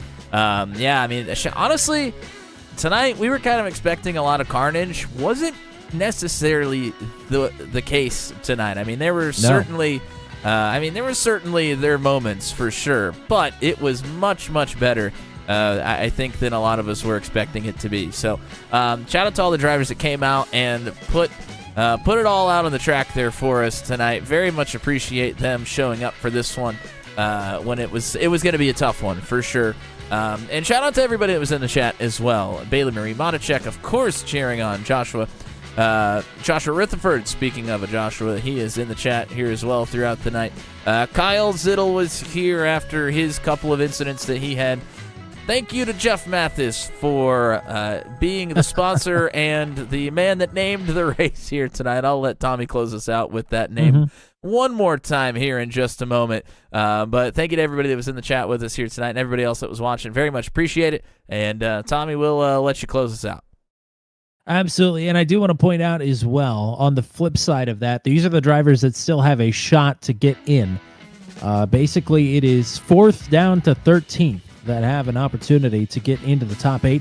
The drivers that are on the outside looking in right now: Charlie Widener, Heath Smith, James Lehman, Brandon Groover, and Steve Roman. That's it. Everybody else will fall short, if my math has served me correctly, which I think in this case it has.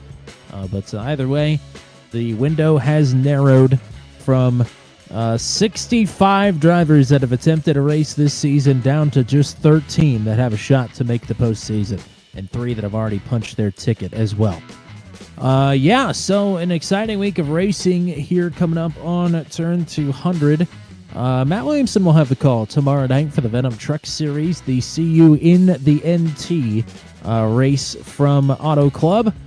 Yeah, I will see you on the track tomorrow night at Auto Club. Very excited to make my Venom Truck Series debut tomorrow night, and Matt Williamson will have his opportunity to do that later in the season as well. But I'm up first. Very excited about that one. The usual kickoff time of 8:15 p.m. Eastern, and Matt may have a special guest in the booth as well. We will have to see. But that will lead us into Thursday night for the first time in 2025 Season 1. It is the Max V CNC Home Designs Truck Series. Back in action from Daytona. Always a barn burner to open the season. Just like every week, pretty much is a barn burner on Thursday nights with Max V. Oh boy. They moved the start time, and I don't remember when they moved it to. So, I don't know. Be here around 8 o'clock. 8:30 Eastern time.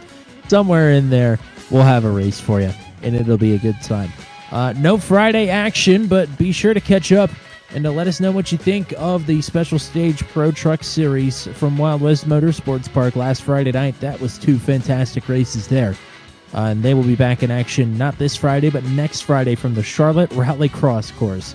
That will be a good one. And that will lead us back into next Monday night. It is Truck 200 regular season finale from Las Vegas. The Birds Aren't Real 200. And I'll give you one guess as to who named that one.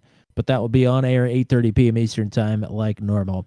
That's all we got for you here tonight. Thank you to Garrett Rainey for doing race control. Thank you to Jeff Mathis for sponsoring tonight's race. And thank you to the GOAT, the one and only Mr. Matt Williamson, for putting up with all the nonsense that we've got here on a Monday night.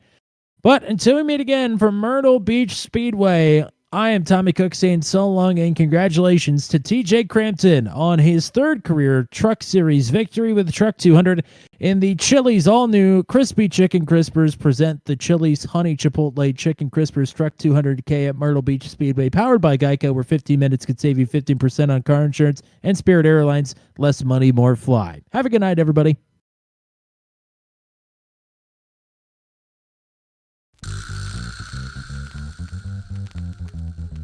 This has been a live broadcast on Turn 200. Be sure to hit subscribe and hit the bell to get notified of when we go live next.